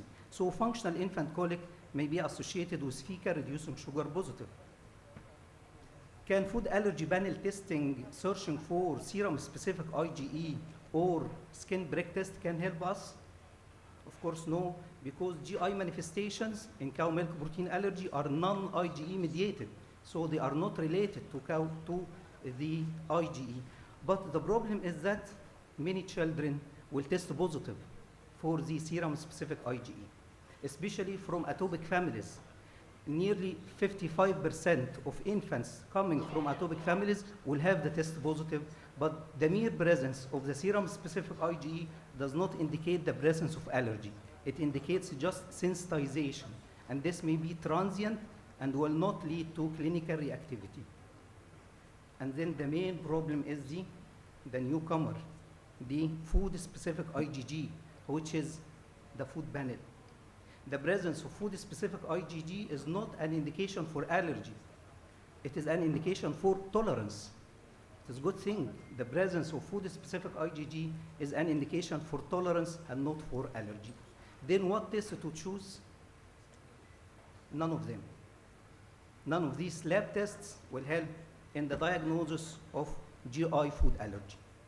Then how to diagnose? The only method to diagnose gastrointestinal food allergy is diagnostic elimination followed by oral food challenge. And to do diagnostic elimination, we should know and tell the mother foods to be avoided in formula-fed infants, which formula to use during the diagnostic elimination, and the duration of the test. The duration of the test, at least 2 to 4 weeks. And after the improvement of the symptoms with the diagnostic elimination, it is not an indication for the presence of allergy. We should do oral food challenge, especially for infant colic, because infant colic is time limited. It may improve by time during the diagnostic elimination. So diagnosis of the cow milk protein allergy should be based on the diagnostic elimination followed by oral food challenge. And thank you. Thank you very much, Professor Ahmed, and I'll look for an older picture, but I can't promise I'll find it. And I'd like to hear Dr. Mustafa Al-Hudud's quick comment on the challenge he had of creating awareness that there is cow milk protein allergy, to the change of challenge that people stop diagnosing unnecessarily cow milk protein allergy. The most important point in the pendular pattern of overdoing after a period of underdoing in the diagnosis of cow's milk allergy is concerned primarily on not re-challenging after re-elimination. So some of our friends will start with elimination policy, and the improvement he assigned this patient as cow's milk allergy, which is not complete except after doing a re-challenge, whatever, open re-challenge or double blind or whatever, but there is overdoing because of this possibility. So this is very important. Thank you, thank you. And now we go to Professor Ahmed Gamal Sami, and مش عارف ليه ضلموا الدنيا يا احمد، بس مش داخله I don't get برضو my slides on the screen, but I need the help عشان I have an old picture of him as well. So I cannot get older pictures, but عشان we are in a new era. And quickly, how to treat functional diarrhea in 10 seconds. Use your machines very quickly. مين ده؟ مش اللي في الصورة يا عم، واحد تاني هنعمل ايه ده؟ مفيش فانكشن. ما اكيد اوكي، هو السيستم بطيء. السيستم عنده فانكشن ديس اوردر. جود. حلو، يلا بينا. Let's skip it. مفيش، ايوه، يلا. Thank you, Mina Farm, for having me today. Thank you for my dear professors. You don't know how lucky I am to be here standing in front of you all. بالعربي كده يعني لولا أنتم ما كنا هنا. كل الناس اللي موجودة، ومش عايز أذكر حد بالاسم، بس هم دول اللي ساعدوا فعلا في تكوين شخصيتي وخلوني واقف قدامكم هنا النهارده. لو هتكلم بمنتهى البساطة allow me to talk slightly in Arabic and English. أنا شايف 99.9 من الحضور عربي، هتكلم بالعربي والإنجليش. how to treat functional diarrhea. طبعا انا هعدي بسرعه عن functional diarrhea بمعنى روم كرايتيريا. احنا البايبل بتاع الجاستروانتستاينال ديس اوردرز بنرجع للروم كرايتيريا لما نيجي نشخص اي حاجه. لو عايزين نلخصها في كلمه عشان ما نكررش الكلام، دكتور احمد بريدي اتفضل وقاله ان هي frequent unformed stool otherwise in a healthy toddler، يكون بيكبر كويس، يكون عنده caloric intake مظبوط عشان نضمن ان يكون الطفل بيكبر بصوره كويسه. المانجمنت بتاعه هنقسمه لاربع حاجات مور اور ليس، وهتناقش برضه معاكم في الجزئيه دي. الدايتري موديفيكيشن هي اول حاجه. الدايتري موديفيكيشن بنيجي عند البريست فيدنج، ويوجولي بنبدا بالبريست فيدنج لان ده السواد الاعظم من الشعب. breast feeding, أي طفل who is breastfed should continue breastfeeding because breastfeeding is the best for all infants. This is not a slogan, this is true. All the nutrients, all the original pro and prebiotics are present in the breastfeeding or the breast milk, so we should encourage mothers to continue breastfeeding. Other than that, children who are formula fed, we should consider either changing them into hydrolyzed formula, either extensively or partially hydrolyzed formula, according to your suspicion of the baby or all the signs that you might get during your examination and history taking. And please underline history taking more than once. definitely it should target easing the digestion and reducing the diarrhea. Lactose-free formula, sometimes it might be used if you're suspecting lactose intolerance. Thickened feedings, unfortunately we don't have similar ones here in Egypt, but again, some use the rice cereal or commercial thickeners to reduce the diarrhea in the physical part of, or physical aspect of the diarrhea. Second part is the hydration. Definitely the hydration, the cornerstone in any gastrointestinal disorder or mainly in diarrhea, to be honest, is the oral rehydration solution. And as you can see, this slide, I intended to put the infant mortality rate in Egypt throughout the last 70 years. This graph is available on the WHO and the UNICEF website. You can see here a very prominent decline in the infant mortality rate around the year 1998. And when I Googled and when I researched this reason, I found multiple reasons for this happening. They called they related this to the healthcare improvements in the number of hospitals, number of rural areas they were able to reach to and provide healthcare facilities, disease control. They started making awareness campaigns, education for the family planning, and education against the diarrhea and the danger of dehydration. And I think most of you remember the famous ad for Karima Mukhtar when she used to get this plant where the soil was very dry, and she used to put water in the plant, so the plant revives again after offering the water, resembling the oral rehydration solution. Then the probiotics. I intentionally put this slide in this discussion so we can discuss the role of probiotics in the functional diarrhea, because to be honest, it's a little bit vague.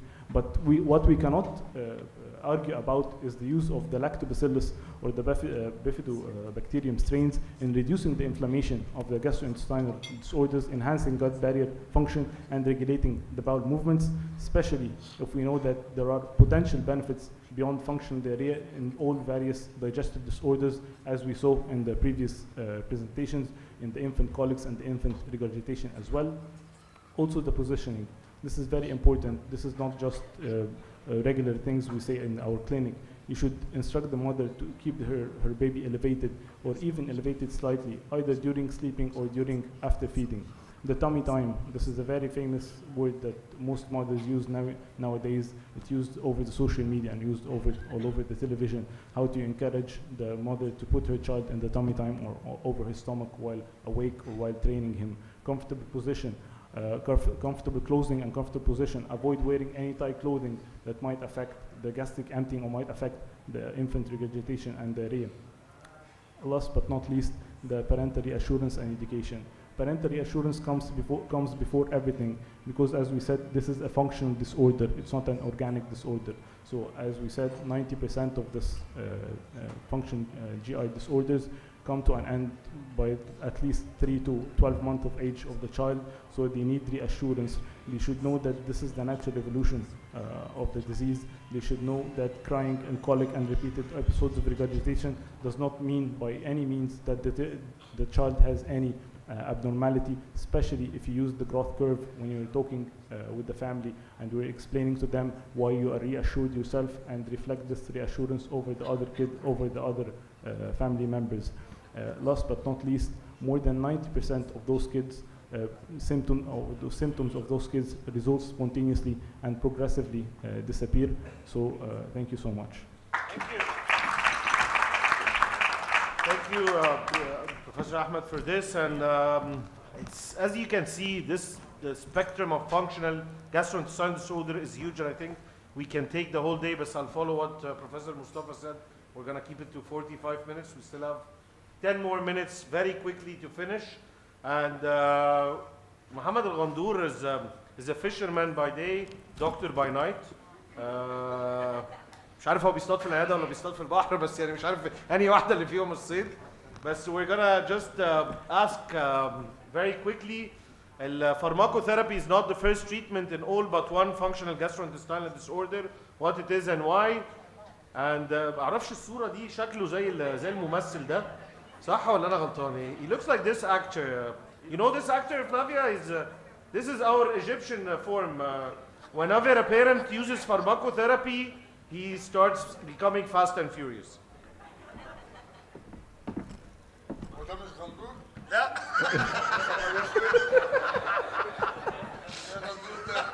هو بيقلدني يا باشا. Okay. As my professors explained before, that all or most of functional GIT disorders doesn't include pharmacotherapy, except one of them that we must start with it. By providing complete and updated parental education, reassurance, and nutritional advice, healthcare professionals can optimize the management of functional GIT disorders and related symptoms, and reduce the inappropriate use of medications or dietary interventions. Reassurance. Reassurance is the key word here in the management of functional GIT disorders. What does reassurance mean? Reassurance means to remove fear and doubts from someone.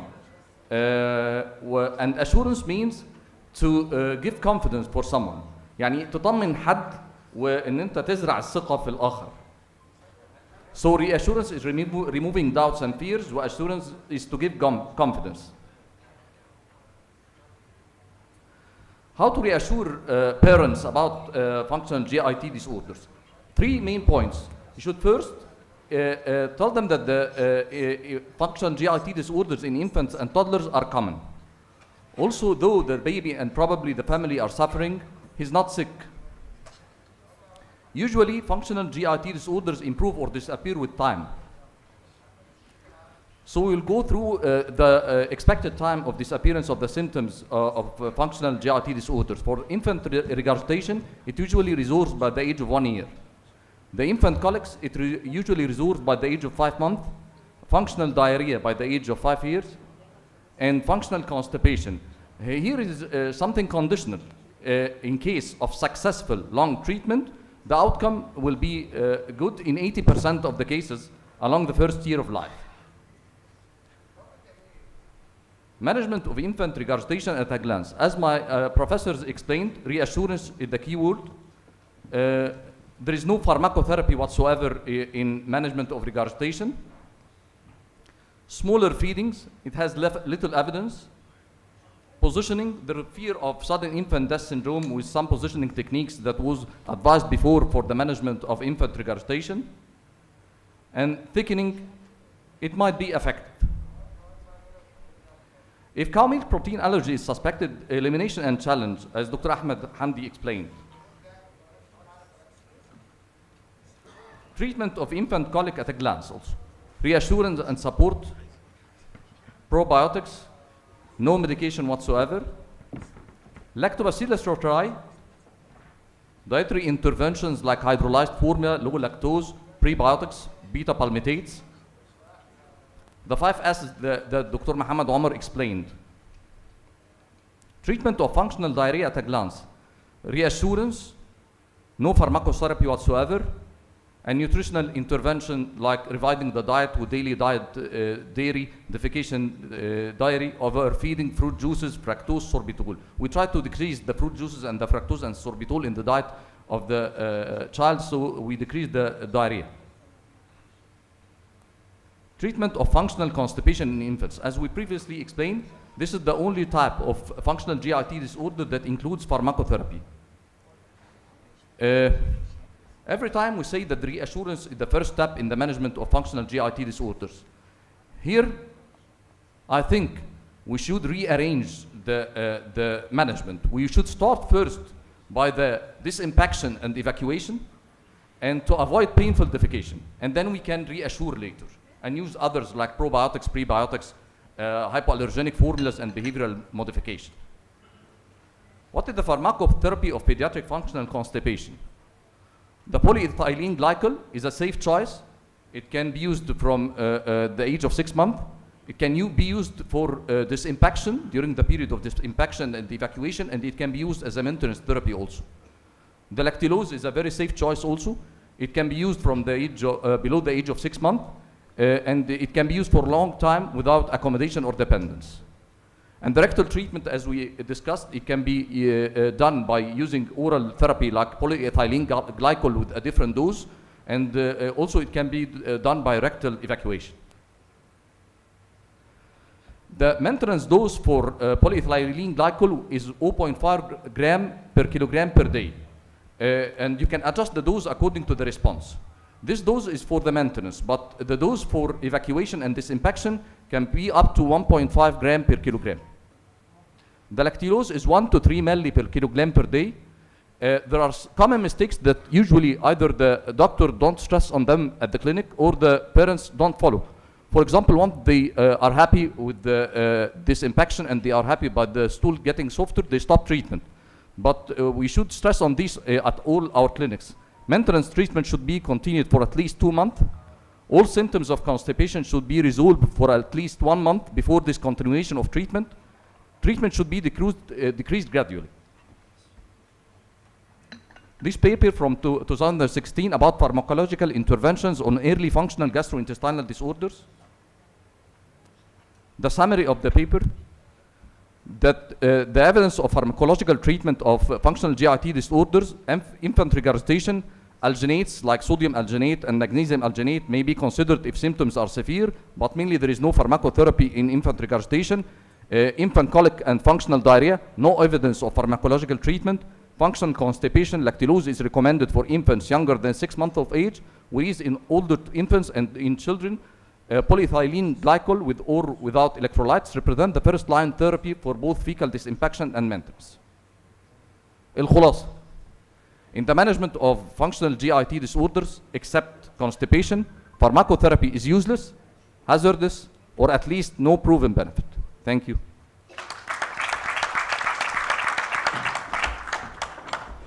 I always find it very challenging, the reassurance الصراحة. And they told me you're gonna have gray hair and you'll be reassuring, and I have the gray hair and I'm not reassuring. I'm very hot-tempered, so I get frustrated before reassuring.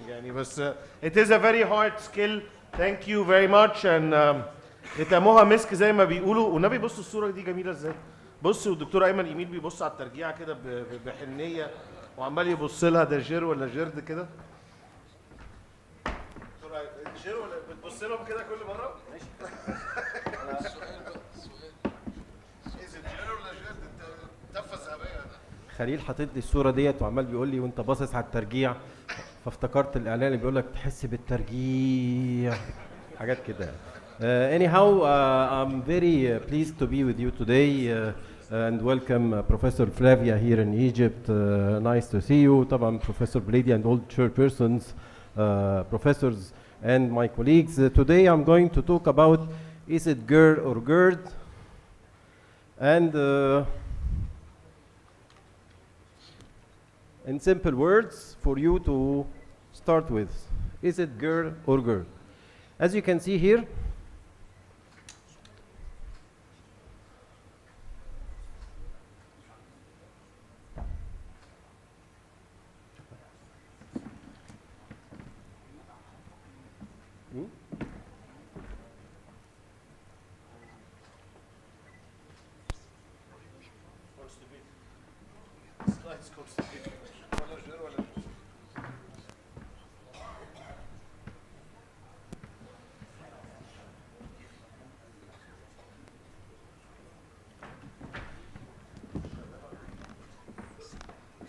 مين اللي رسمك الصورة دي يا راجل نصار؟ ده أستاذ محمود. صباعك بقى. نعم. خلاص صباعك ماشي. ماشي هنتاك والله هنتاك. سيبك بقى والله. مش مهم الفيديو إن شاء الله خير. طيب. Back to our slides, and this is this GERD or GERD, and you have to see.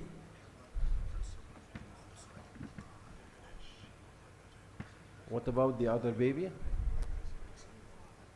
So is this GERD or GERD? What do you choose? With a D or without a D? Without the D. So what's the definition of GERD or gastroesophageal reflux? It's the passage of the gastric content into the esophagus with or without regurgitation from the mouth. So either you can see it, milk passing from the mouth or not. What about this picture?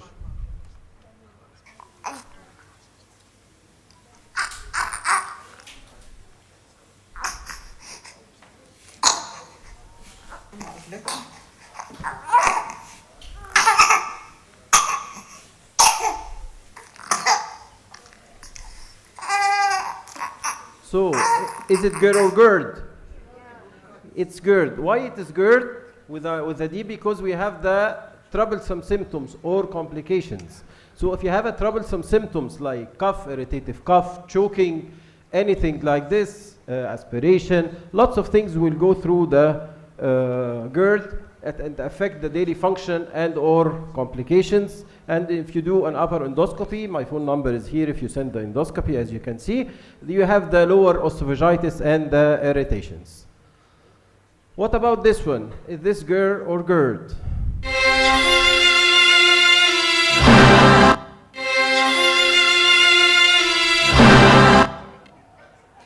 So, is it GERD or GERD? Try to avoid the milk. Is it GERD or GERD? Actually, it's none of them, because this is vomiting. And what's vomiting? Because we have either the happy spitter, which is the gastroesophageal reflux, and the troublesome symptoms, which is the gastroesophageal reflux disease, and all of these, and both of them are passive. However, the vomiting is forceful expulsion of all the gastric contents from the mouth and sometimes from the nose. I don't know if it comes from the ears or not, but however, try to avoid your dress because it will be ruined. What are the gastroesophageal reflux manifestations? We have two, either esophageal manifestations or extraesophageal manifestations. Not only it will affect the esophagus, but also outside the esophagus.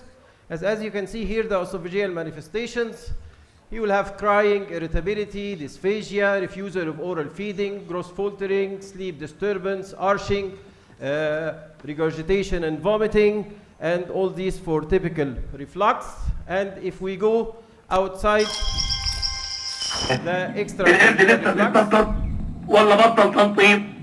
actually if you say it extraesophageal reflux disease, it will be no problem. But however, if you translate it to Arabic, it will be a big problem because it is GERD and ERD. Okay? And extraesophageal will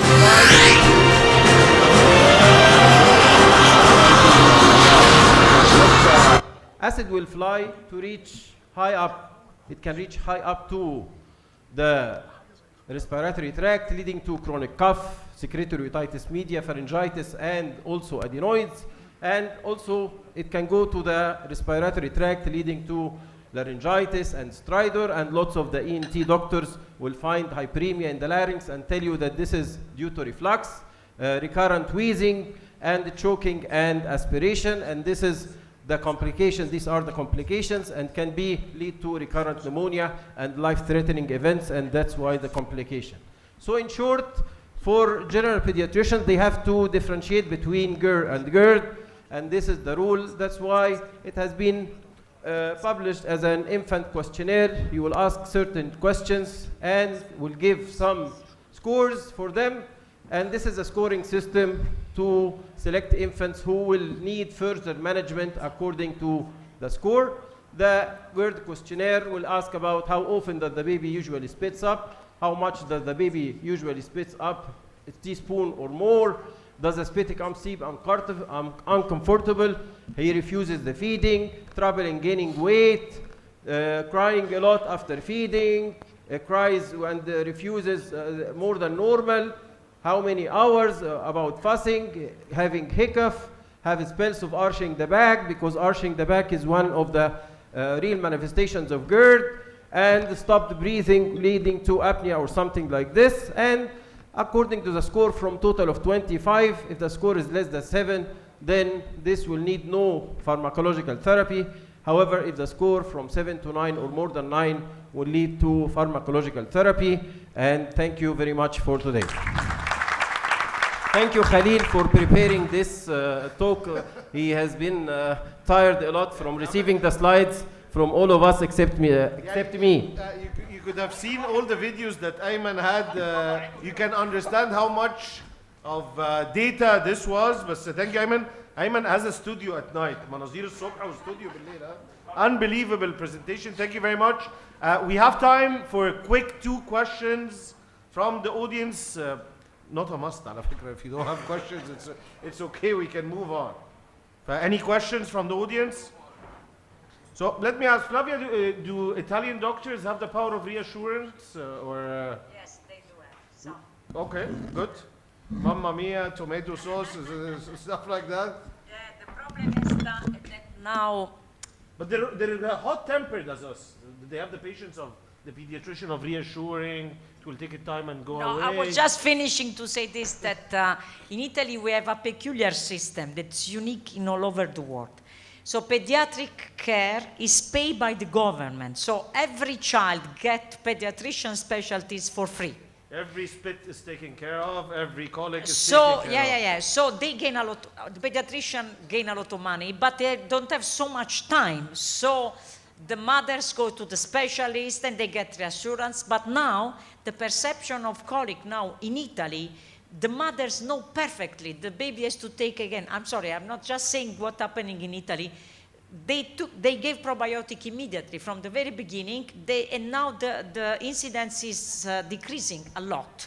Good. And also, for this reason, I'm not able to perform any study on probiotic in Italy no more because they of already received it as an outpatient. They already, and so the exclusion criteria is met, so no possibility to do any probiotic, at least in the first 6 months, 12 months of age. Okay. Really, I'm Perfect. serious. So we have a question from the Yes, panelists. So if no one has any questions, can you hear me well? Yeah.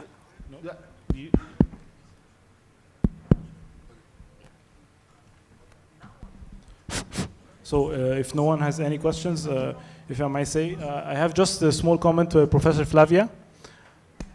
Professor Flavia, yes. So concerning the study on the cord pH, I would like to share something for my colleagues and my professors. Continuing the question for Dr. Amira, I was lucky enough to attend a conference for OBGYN doctors. They were studying the cord pH, I think around 2022 or 2021. We have limited resources. We cannot do the cord pH study like you did, but I think we can relate. Yes.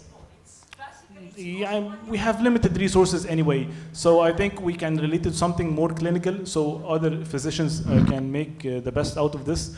They are relating the acidosis or the pH levels to the acute intrapartum hypoxic events.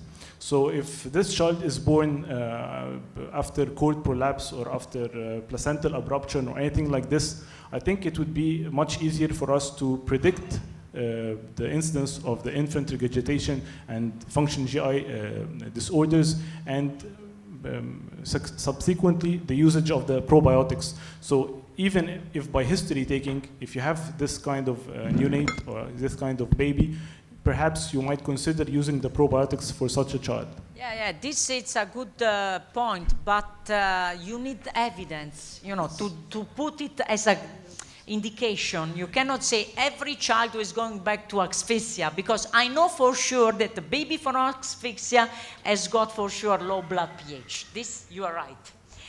But this cannot be generalized as far as you don't have significativity, statistical significativity. But I don't it wouldn't know. harm. Yeah, but I'm absolutely agree with you, but this is empirical, not scientific. Definitely. So I think this, we reached the end of this session. Thank you very much. Thank you, chairpersons, panelists. Thank you, Mina Farm. Thank you, BioGaia, for a very pleasant discussion. Thank you. Thank you, Dr. Khalil. And now we are moving to the third session. Professors, chairpersons, Professor Adil Riyad, Professor Ahmed Badr, Professor Dalia Musallam, Professor Tariq Barakat, with the moderator, Professor Ihab Khairi, and the panelists, Professor Ahmed Badr, Professor Ahmed Fuad, Professor Khalil Abdel Khaliq, Professor Muhammad Baha, Professor Osama Ashir, Professor Wala'i Al-Amir. please come to the stage.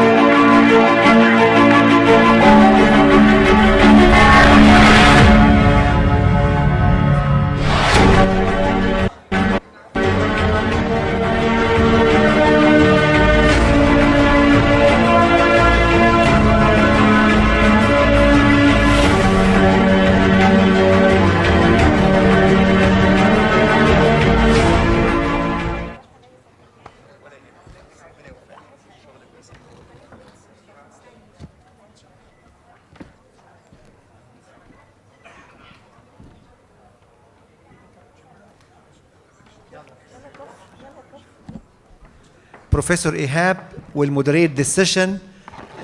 Please, Professor Ihab, طبعا Professor Ihab Khairi is a famous professor of pediatrics and the head of pediatric nutrition. We expect a very good session. Thank you. Thank you, Professor Mustafa. Now we will have the second panel, and I welcome everyone. Welcome the all chairpersons and the panelists in alphabetical: Professor Ahmed Badr, Professor Ahmed Fouad, Professor Khalil Abdel Khaliq, Professor Muhammad Baha, Professor Osama Al-Sheikh, and Professor Wala El-Amir.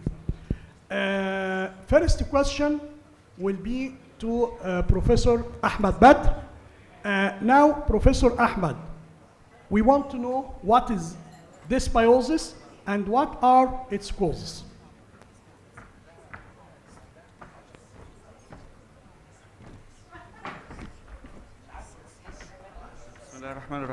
Good evening, everybody. شكرا دكتور إيهاب, chairpersons, professors and colleagues. Let me start with a question. Can you go imaginary question? If you go back many years ago, now you are in utero, and it is time for delivery. What route of delivery you would choose? Vaginal delivery or cesarean section? Forget that you are a physician. Now it is time for delivery, and now you should choose which route, vaginal or cesarean section. Vaginal? Who will choose vaginal? Cesarean. Remember, cesarean section through a very sterile wound, through the skin, but vaginal delivery through birth canal. Of course, I would choose cesarean section, but this is not the true. The status in Egypt that cesarean section is increasing. The trend for cesarean section is much increased, and it is almost doubled. In the last years, it is doubled. And unfortunately, Egypt is one of the countries with a very high rate of cesarean section. Almost more than 50% of deliveries are born through cesarean section. And this is one of the most harmful agent or factors leading to dysbiosis. What is dysbiosis? It is a change away from normal pattern from the healthy individual regarding the microbiota inside your GIT, either increase in the harmful bacteria, decrease in the beneficial bacteria, decrease in the diversity of microbiota. Our human body is heavily colonized. More than 100 trillions of microbial cells are present, mainly in the colon. More than 10 times the number of your cells. And if you imagine if you weigh these microbiota, it will weigh more than 1.5 kilogram. So it is not random. It has a function. And if we go down from the mouth to the colon, there will be increase in the number, increase in the diversity. Of course, this relationship is mutual relationship, beneficial relationship, symbiotic relationship between you as a host and the microbiota. Many of the functions are due to the microbiota. If the equilibrium, if the balance is maintained, this is called eubiosis. If this balance is disturbed, this is called dysbiosis. And this dysbiosis is a cause or maybe a contributor factor for many of the diseases, immune disorders, allergy, aging process, cardiovascular, neurological process.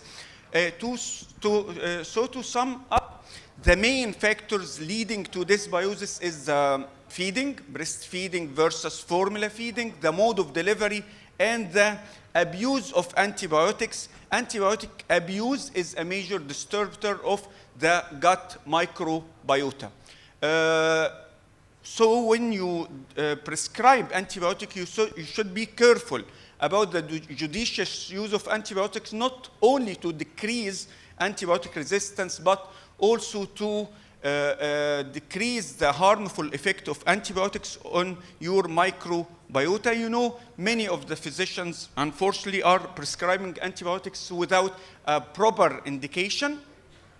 And I will end my talk with a very bad حاجة كده, fecal transplantation. If I have a normal microbiota, I can use this normal microbiota in a patient with dysbiosis to help them to overcome some of the functional GIT disorders. This fecal transplantation, either you can take this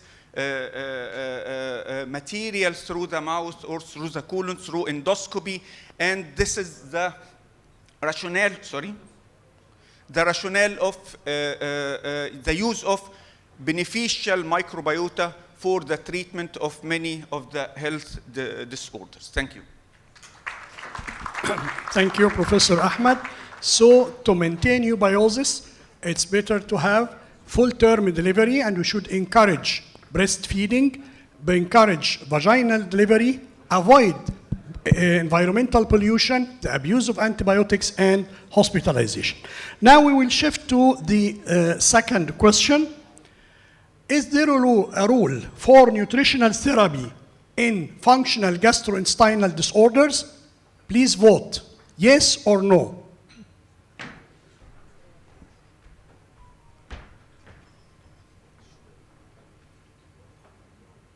Results.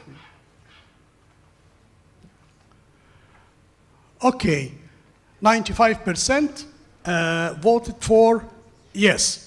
يبقى مش محتاج اقول المحاضرة أنا بيطا. يبقى كده تمام. So now we want to know the role of nutritional therapy in functional gastrointestinal disorder from my dear friend Professor أسامة العشير. شكرا دكتور إيهاب. طبعا أنا السوفت وير العربي بتاع خليل ومحمد عمر يعني، بس أنا هحاول أشتغل في أنا سايب طول عمري الإنجليش ليهم، بس I'll try to speak in English totally. Firstly, I'd like to thank Mina Farm for invitation for this great event, actually amazing scientific meeting. And thanks so much, Dr. Flavia, for the elegant talks and comments. And thanks so much for the maestro of this great symphony, my dear Professor Dr. Ahmed البليدي اللي دايما يقود السيمفونيات. dear Professor Dr. Mustafa Al-Hudhud. I'm going to discuss this very important point. As you see, these are the functional GI disorders, and actually it's so difficult to speak about the nutritional therapy of each item of these items. I should pass as Mo Salah actually to speak in these items. I pass very fast. But firstly, we should remember that 90% of diseases are actually attributed to disturbance in the equilibrium of gut microbiota, or what's called dysbiosis. And when the Rome 4 criteria discussing the functional GI disorders, it defined functional GI disorders as the disorders of the gut-brain axis. When you have optimum balance of the gut microbiota, it will be reflected on the function of the brain for having optimum brain function that will be reflected on the motility, secretions, nutrient delivery, and the last but not least, the most important point is the microbial balance in the gut. And for this reason, dietary fibers become one of the most important nutrients essential for life, in spite of being given 0 calories, in spite of being non-digested all over the digestive tract, and the only function of dietary fibers is to supplement and to maintain the life of gut microbiota. And we should know that the first function and the first job of the pediatrician is the prevention, which is very, very better than treatment. Firstly, what is the role of nutrition in prevention of these very serious diseases? And the role of nutrition should be started very early. Should be started from maternal nutrition during a pregnancy that will be reflected on the equilibrium of gut microbiota and causing what's called eubiosis that will be transmitted to her fetus and giving optimum brain function and optimum immune system when he is still inside the womb. Then to start the breastfeeding, which is the only nutrient that gives all nutrients needed for the infant in the first, especially in the first 6 months of life, that contain prebiotics in the form of dietary fiber, probiotics in the form of 600 species of bacteria, presence of both called symbiosis, in addition to fragments of these dead bacteria that called postbiotics. And when you start formula for this baby, for any reason of having sufficient breast milk, you should insist on the presence of these pre and probiotics for having what's called eubiosis and maintaining the balance of gut microbiota. When you have a toddler, you should start very important program of 5-2-1-0. 5 fruits per day, 2 hours maximum screen, 1 hour exercise starting from the first year of life, and 0 sugary beverages. And when you're putting 1 beside 0, 10 hours sleep should be having per day. When you have an older child, you should maintain healthy diet by dietary diversity of various types of this food pyramid, including of this food pyramid, including whole grains and having vegetables and fruits, which are the main source of dietary fibers. When you are going to treat, if you have imbalance of gut microbiota, if you have dysbiosis, you should going to treat. What can I produce by nutritional management of these diseases? Firstly, we should look at this very important review about nutritional aspects in pediatric GI diseases and treating the most common type of it, which is infant colic and disturbance of functional abdominal pain. And as you see, that the Lactobacillus reuteri 17938 is the most common nutritional supplement that have been used under scientific base, under systematic reviews for treatment of such condition. When you have infant colic, it's approved, if you have severe infant colic not responding to treatment, to use amino acid-based formula or having maternal elimination diet, because presence of cow's milk allergy may be the triggering factor of appearing of the manifestation of functional GI disorders. Also, if you have an older child, low FODMAP diet can be used in patients with functional abdominal pain. If you have an infant reflux, you can use thickeners, especially that containing carrot gum. That is one of the prebiotics, so presence of thickeners can be used in infant reflux. Also, many studies about the presence of nutritional supplements that containing Lactobacillus reuteri DSM 17938 in treatment of infant colic. If you have functional GI disorder in the form of defecation disorder, you can use in these cases nutritional supplements containing Lactobacillus reuteri either in two faces of the coin, either in diarrhea or constipation.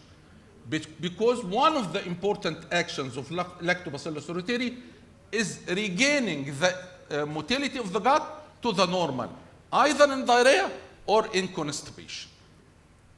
As you see, prebiotics and the probiotics are the cornerstone in treatment of any type of functional GI disorders.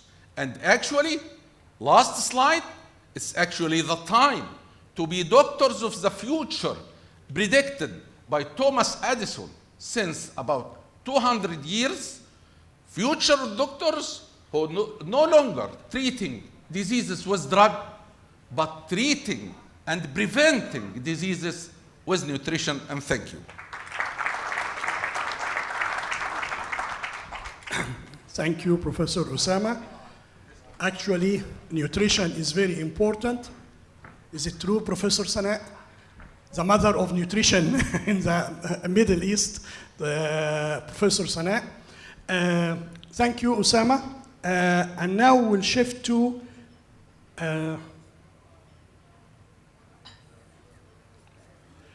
other question. Is there a rule for probiotics in functional abdominal pain? Please vote yes or no. In functional abdominal pain. And we will know the answer from Professor Ahmed Fuad, Professor of Pediatrics and Gastroenterology, Alexandria University. Welcome, Professor Ahmed. 100% yes. The result 100% yes. Thank you. Thank you, everybody, and thank you, Mina Farm, for the kind invitation. Thank all the chairpersons and Dr. Flavia. I will be quick. Maybe I'm the first one to talk about the functional GI disorders in older children and adolescents. And as you all know,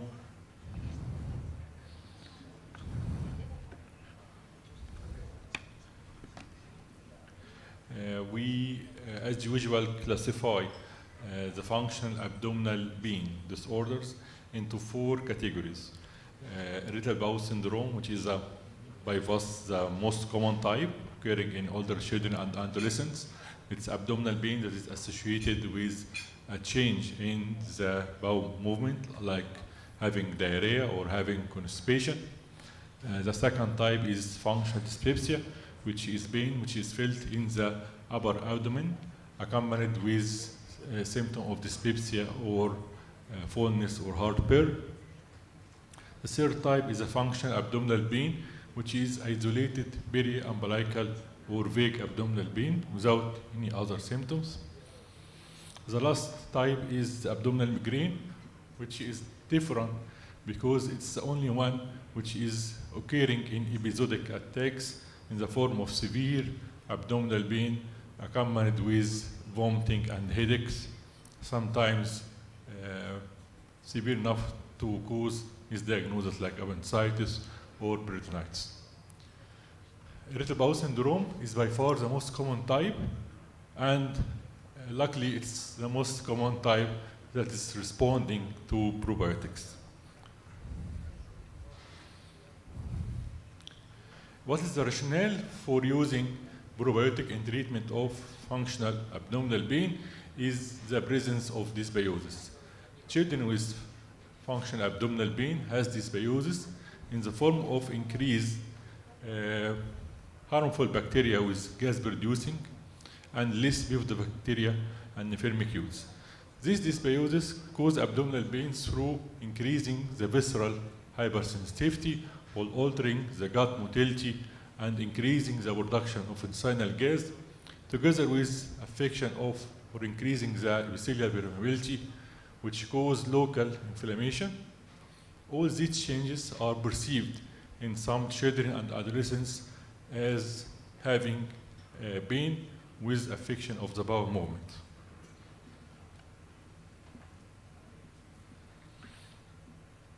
Probiotic has been tested for the treatment of functional abdominal pain, and it was found that reuteri is the one is most successful, and the one is that has been evaluated multiple times in randomized controlled trials. This trial showed that in comparison with placebo, reuteri showed significant reduction in the intensity of pain and significant reduction in the number of days without pain. So we have multiple trials that confirm this finding. And these findings led Isbagan to publish in its recent position paper about the use of probiotics in pediatric group that healthcare professionals may recommend reuteri in the treatment of functional abdominal pain in older children and adolescents. As you see in my last slide, this is a therapeutic algorithm for treatment of children with IBS or irritable bowel syndrome.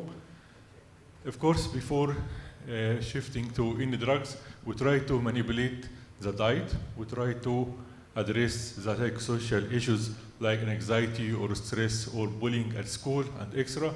If this was non-effective, we shift to using medication or nutritional rehabilitation. And as you see, if the child is having IBS diarrhea, we try the low FODMAP diet. If not successful, we use probiotics. And of course, reuteri will be the first choice. If the child is having IBS constipation, we can use laxative. And again, there is a good rule for probiotics, and thank you very much.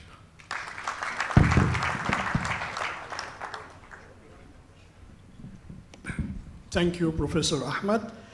And now we'll shift to another question. And this question is directed to Professor Wala El-Amir. How safe are probiotics? Are there any contraindications for probiotics? Dr. Wala. لا بسرعة.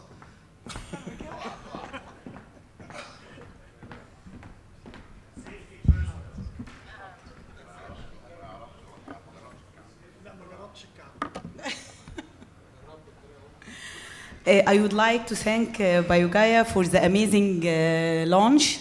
And I'm very happy to meet Prof. Flavia to the second time. Welcome in Egypt. Thanks for being here with and take the opportunity to talk in front of my eminent professors, Dr. Adel Riyad, Prof. Ihab Khairi, Prof. Ahmed Biledi, Prof. Mustafa Al-Hudhud, Prof. Tariq Barakat, Prof. Dalia Musallam. شكرا جدا. Thanks for the chairpersons. How safe are probiotics? Are there is any contraindication? Zero risk, never existent and will never exist. Zero risk, but probiotics are generally safe when used in healthy individuals in the proper dose for approved indications.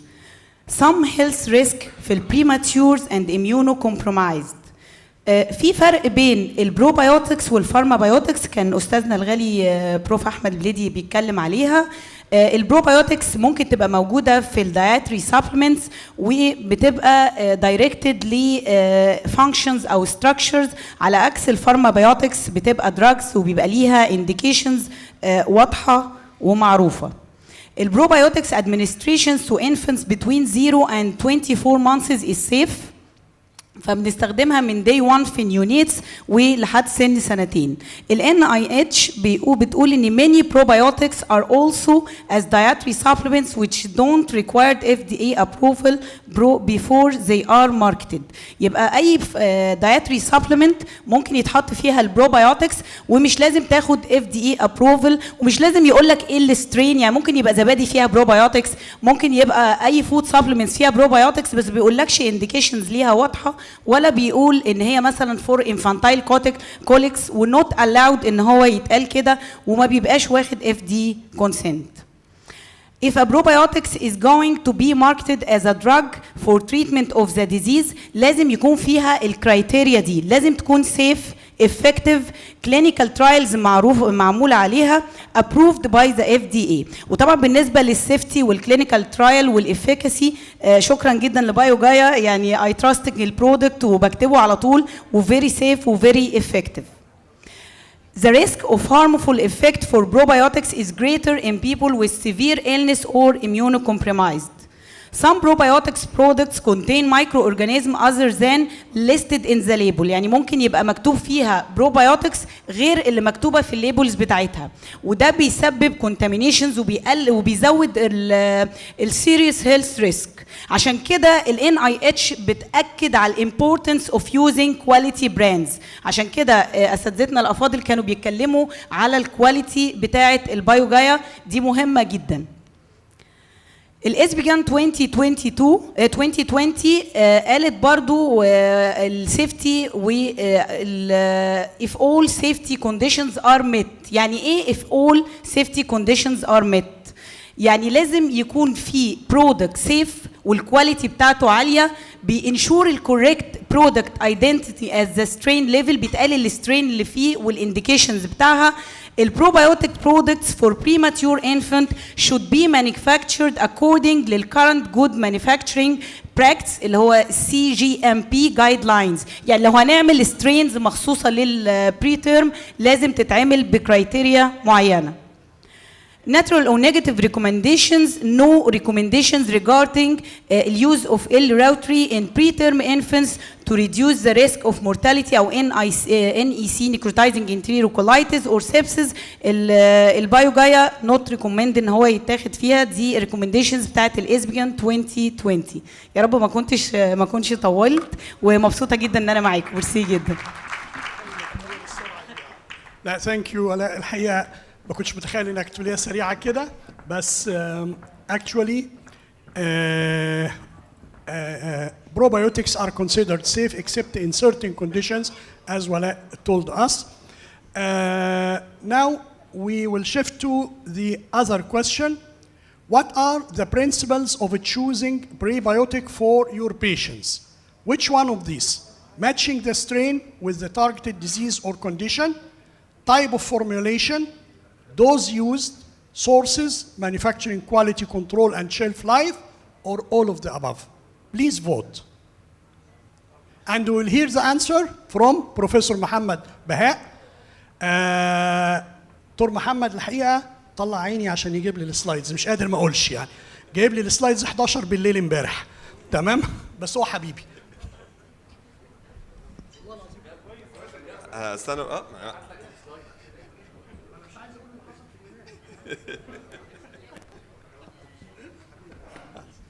طيب انا زي ما اتاخرت في ده مش هتاخر ان شاء الله في السلايدز. لازم اشكر مينا فار بايو جايا على دعوتي تو بي اونرد جنب نجوم طب الاطفال النهارده. بس علشان كنت اجاوب السؤال ده في وجود زملائي واساتذتي برضو في الجي اي تي، كان لازم ادور على حاجه to take the load off my shoulder. I found a paper on evidence-based practice guide معمولة in Orlando, Florida, with the answer علشان يبقى هم اللي شايلين الإجابات. The conclusion with the paper was determining the appropriate probiotic for your patient can be daunting and confusing decision.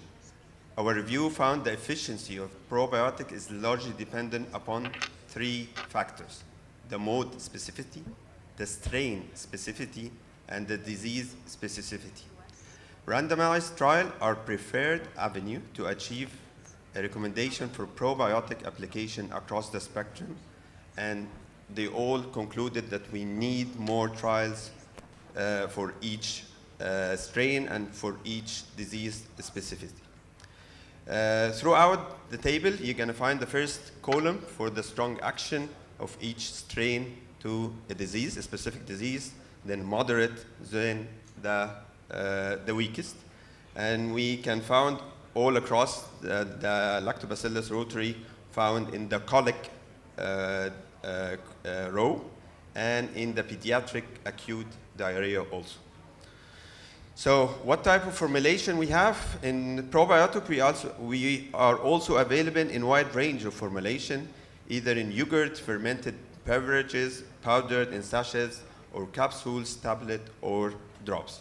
The choice of formulation may be based on shelf life. Lyophilized capsule maintain high concentration, longer than the probiotics in dairy products. Enteric coated capsule should show higher survival rate compared to the non-enteric. Probiotic capsules require refrigeration, are heat dried, and thus not stable at room temperature, limited the portability in between places. If the patient is lactose intolerant, yogurt and other types of fermented dairy product will not be advisable.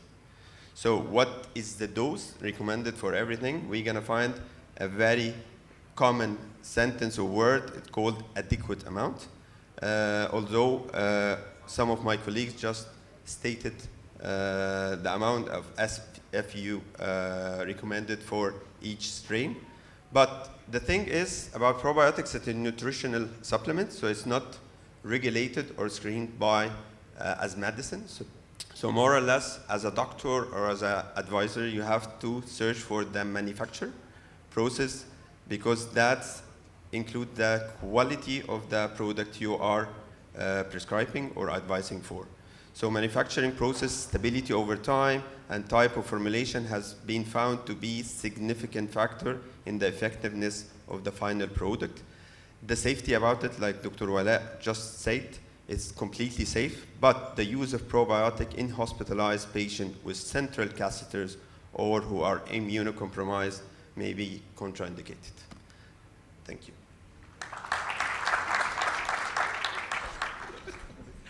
Thank you, Muhammad.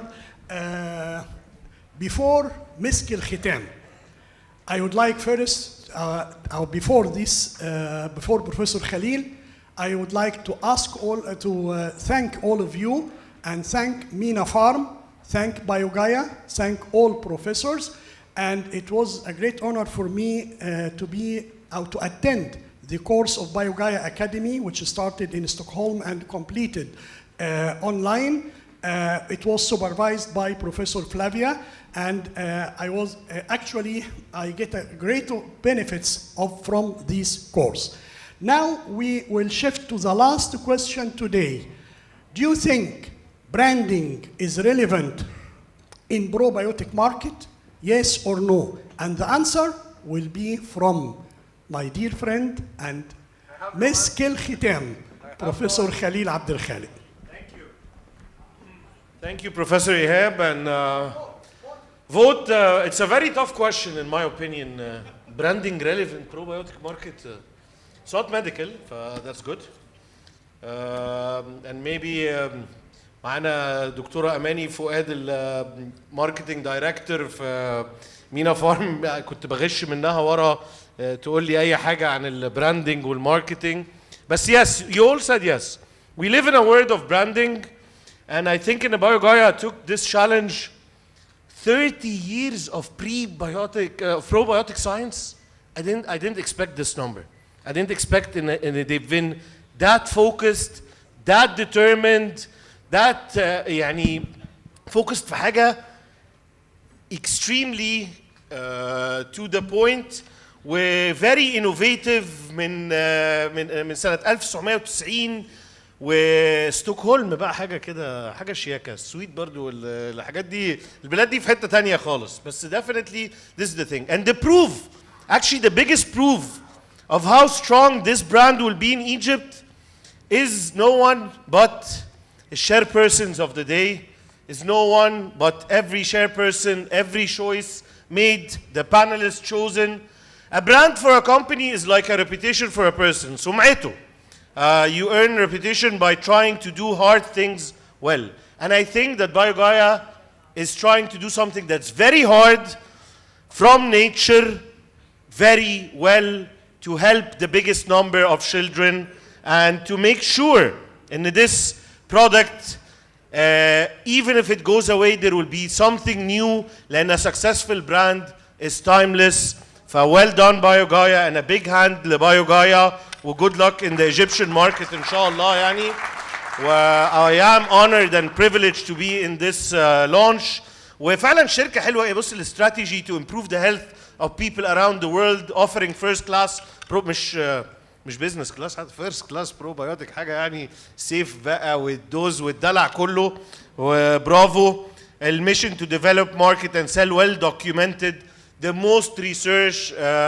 يعني Professor Flavia took us through all the research, and I think most of your career has been in love with reuteri. يعني it's a love relationship.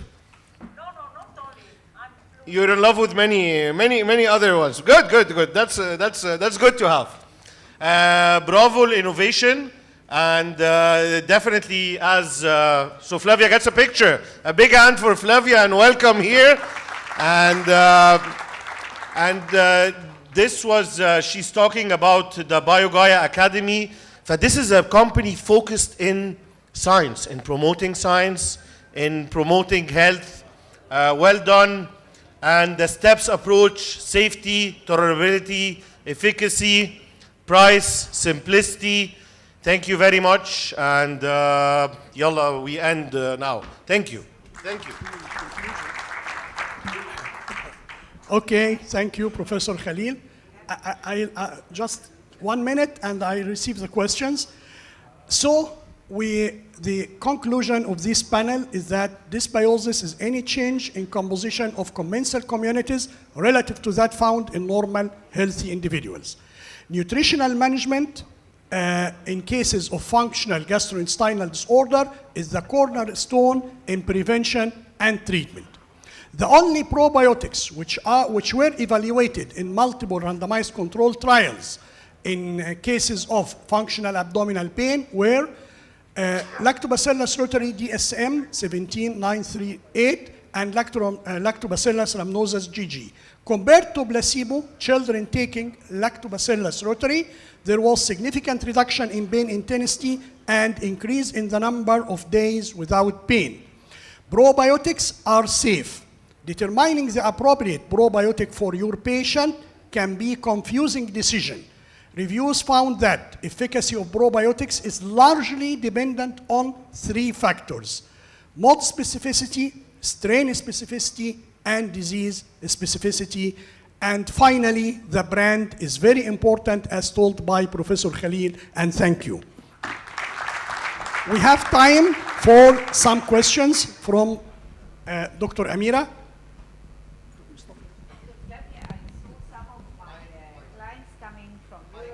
Mike, Professor Amira, Mike. I saw some of my clients coming from Europe just delivering babies, and they receive already the BioGaia with added vitamin D on.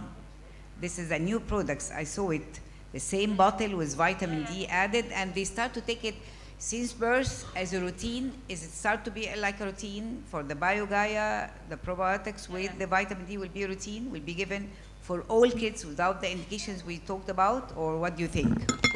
Yeah. In Italy, all the children receive vitamin D. I mean, you can have or not have the probiotic, you can choose or not choose, but especially if the baby is breastfeeding, they receive, all the newborn, vitamin D. Okay. All No, the new. not the vitamin D alone. So no, it's No, no, no, BioGaia no. with No, no, no. vitamin D. Maybe, Yeah. maybe I didn't answer properly. Yeah. So all the children receive, when they go out of the neonatal, they receive. Probiotic is, let's say, on the decision of parents. But vitamin D is mandatory. I mean, mandatory. The doctor prescribed. So in Italy exists, in Europe exists this probiotic reuteri BioGaia with vitamin D. Yeah. Is in the market and is the most used. Yeah. Yes. I saw it actually. It's Yes. the same. But it's yellow not the same here in Egypt. No, No, vitamin D. We didn't receive with vitamin, but I saw it the same bottle with added Yeah, vitamin yeah. D already. This is the most used actually Yeah. in Italy for sure. I don't know the rest of Europe. Trust. Okay. But yes, yes. Professor Sanaa? Well, dear Flavia, do you think having a probiotic with vitamin D or a prebiotic with vitamin D, which would be more efficient? Because it has been many years ago, there is on the market in Europe many vitamin D preparation with a prebiotic. Yeah. There are both of them, prebiotic or probiotic. The problem is always the same, my dear professor, is the evidence, clinical evidence. So definitely, what is the role of prebiotic? Just do the things to increment the lactobacilli. So if we gave lactobacilli together with vitamin, we just overcome one step. That's the main. The effect of prebiotic, generally speaking, is on the growth of lactobacilli.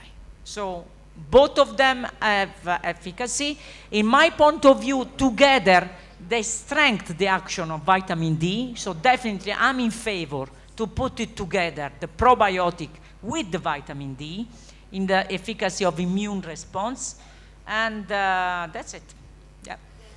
We have two comments. Professor Adil. Bismillah ar-Rahman ar-Rahim. Thank you very much, Mina Farm, for inviting us to such a wonderful gathering. I have just a comment. I was giving a lecture about interplay between the CNS and the other body systems. I was talking to Professor Sanaa about this. When you talk about the interplay between the gut and the brain is controlling almost every single system in our body. And the gut-brain axis is really affected by the microbiota, by the probiotics. So it shows you how important it is to use the probiotics in a lot of cases, a lot of indications. This is the first comment. The second comment is that the use in preterm babies, as a neonatologist, although it's not yet approved, and we have, as you said, Professor Flavia, that there should be a biotic standard with standard dose to use it safely in prevention of necrotizing enterocolitis, which is really important. It's the nightmare of the neonatologist, the necrotizing enterocolitis. Thank you very much. Professor Tariq.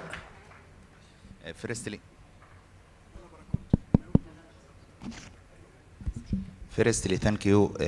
Thanks, Mina Farm, for inviting me to attend this distinguished day. My question about what about probiotics in short gut syndrome, Professor Flavia.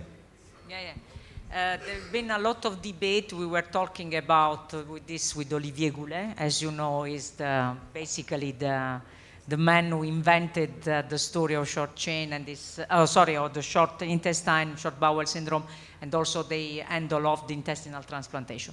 So definitely there is the role, there is something that could help, and Olivier now, I think even if he's retired, is still doing a lot of research on the short bowel syndrome and addiction of microbes. Yeah. Still not approved. No. It's approved in France. Olivier Goulet is at the Necker Hospital. So he's using, and when Olivier is using, all the world is using. Yes, Professor Amira. Professor Amira. Getting more questions, but it's very useful for us to have this whole group of professionals. يعني. Dr. Adel, do you think that all newborn or prematures in the incubators receiving antibiotics will get benefit from the BioGaia or this medicine in the incubators? Would you think that? I think. Do you think that we have to have the trial of this for the preemie, low birth weight who are taking antibiotic long therapy? Flavia, what do you think?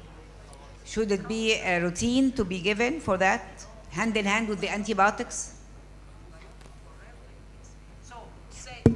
You ask about the use of antibiotic-associated side effect in premature baby, right? Yeah. For this strain of reuteri. This strain of reuteri, Lactobacillus reuteri, DN 71798, has been shown to have no effect on the antibiotic-associated diarrhea. Okay.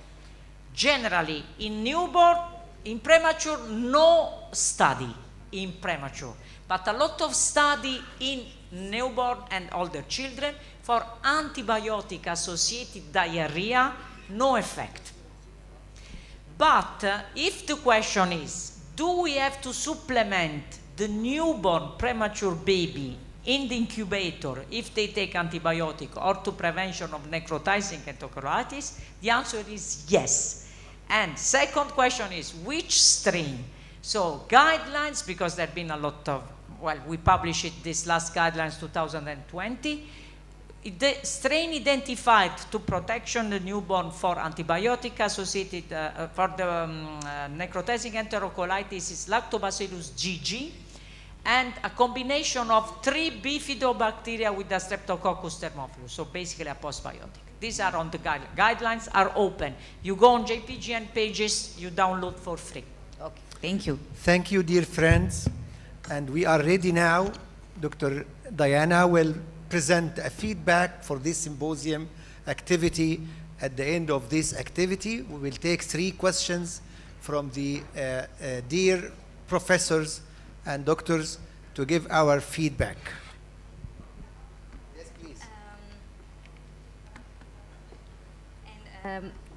When it comes to the end, I want to thank all you professors for these fruitful discussions which happened in the past 3 sessions. I want to thank Professor Mustafa Al-Hodhod, Professor Belidi, Professor Flavia, Professor Khalil Abdelkhaliq, Professor Ihab Khairi, and all professors from all universities who shared in this successful event. We want to make sure of the success of every event we conduct in every period of time. So we want to evaluate our symposium. So our first question will be if the selection of topics was appropriate and comprehensive. Please vote strongly agree, agree uncertain disagree, or strongly disagree. Please vote.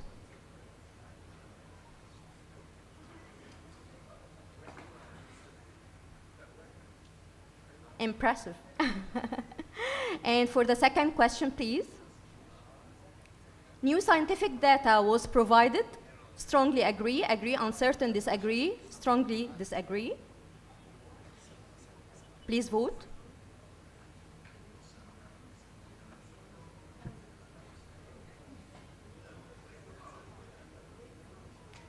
And for the third question, meeting duration allowed adequate time for discussion and questions. Please vote.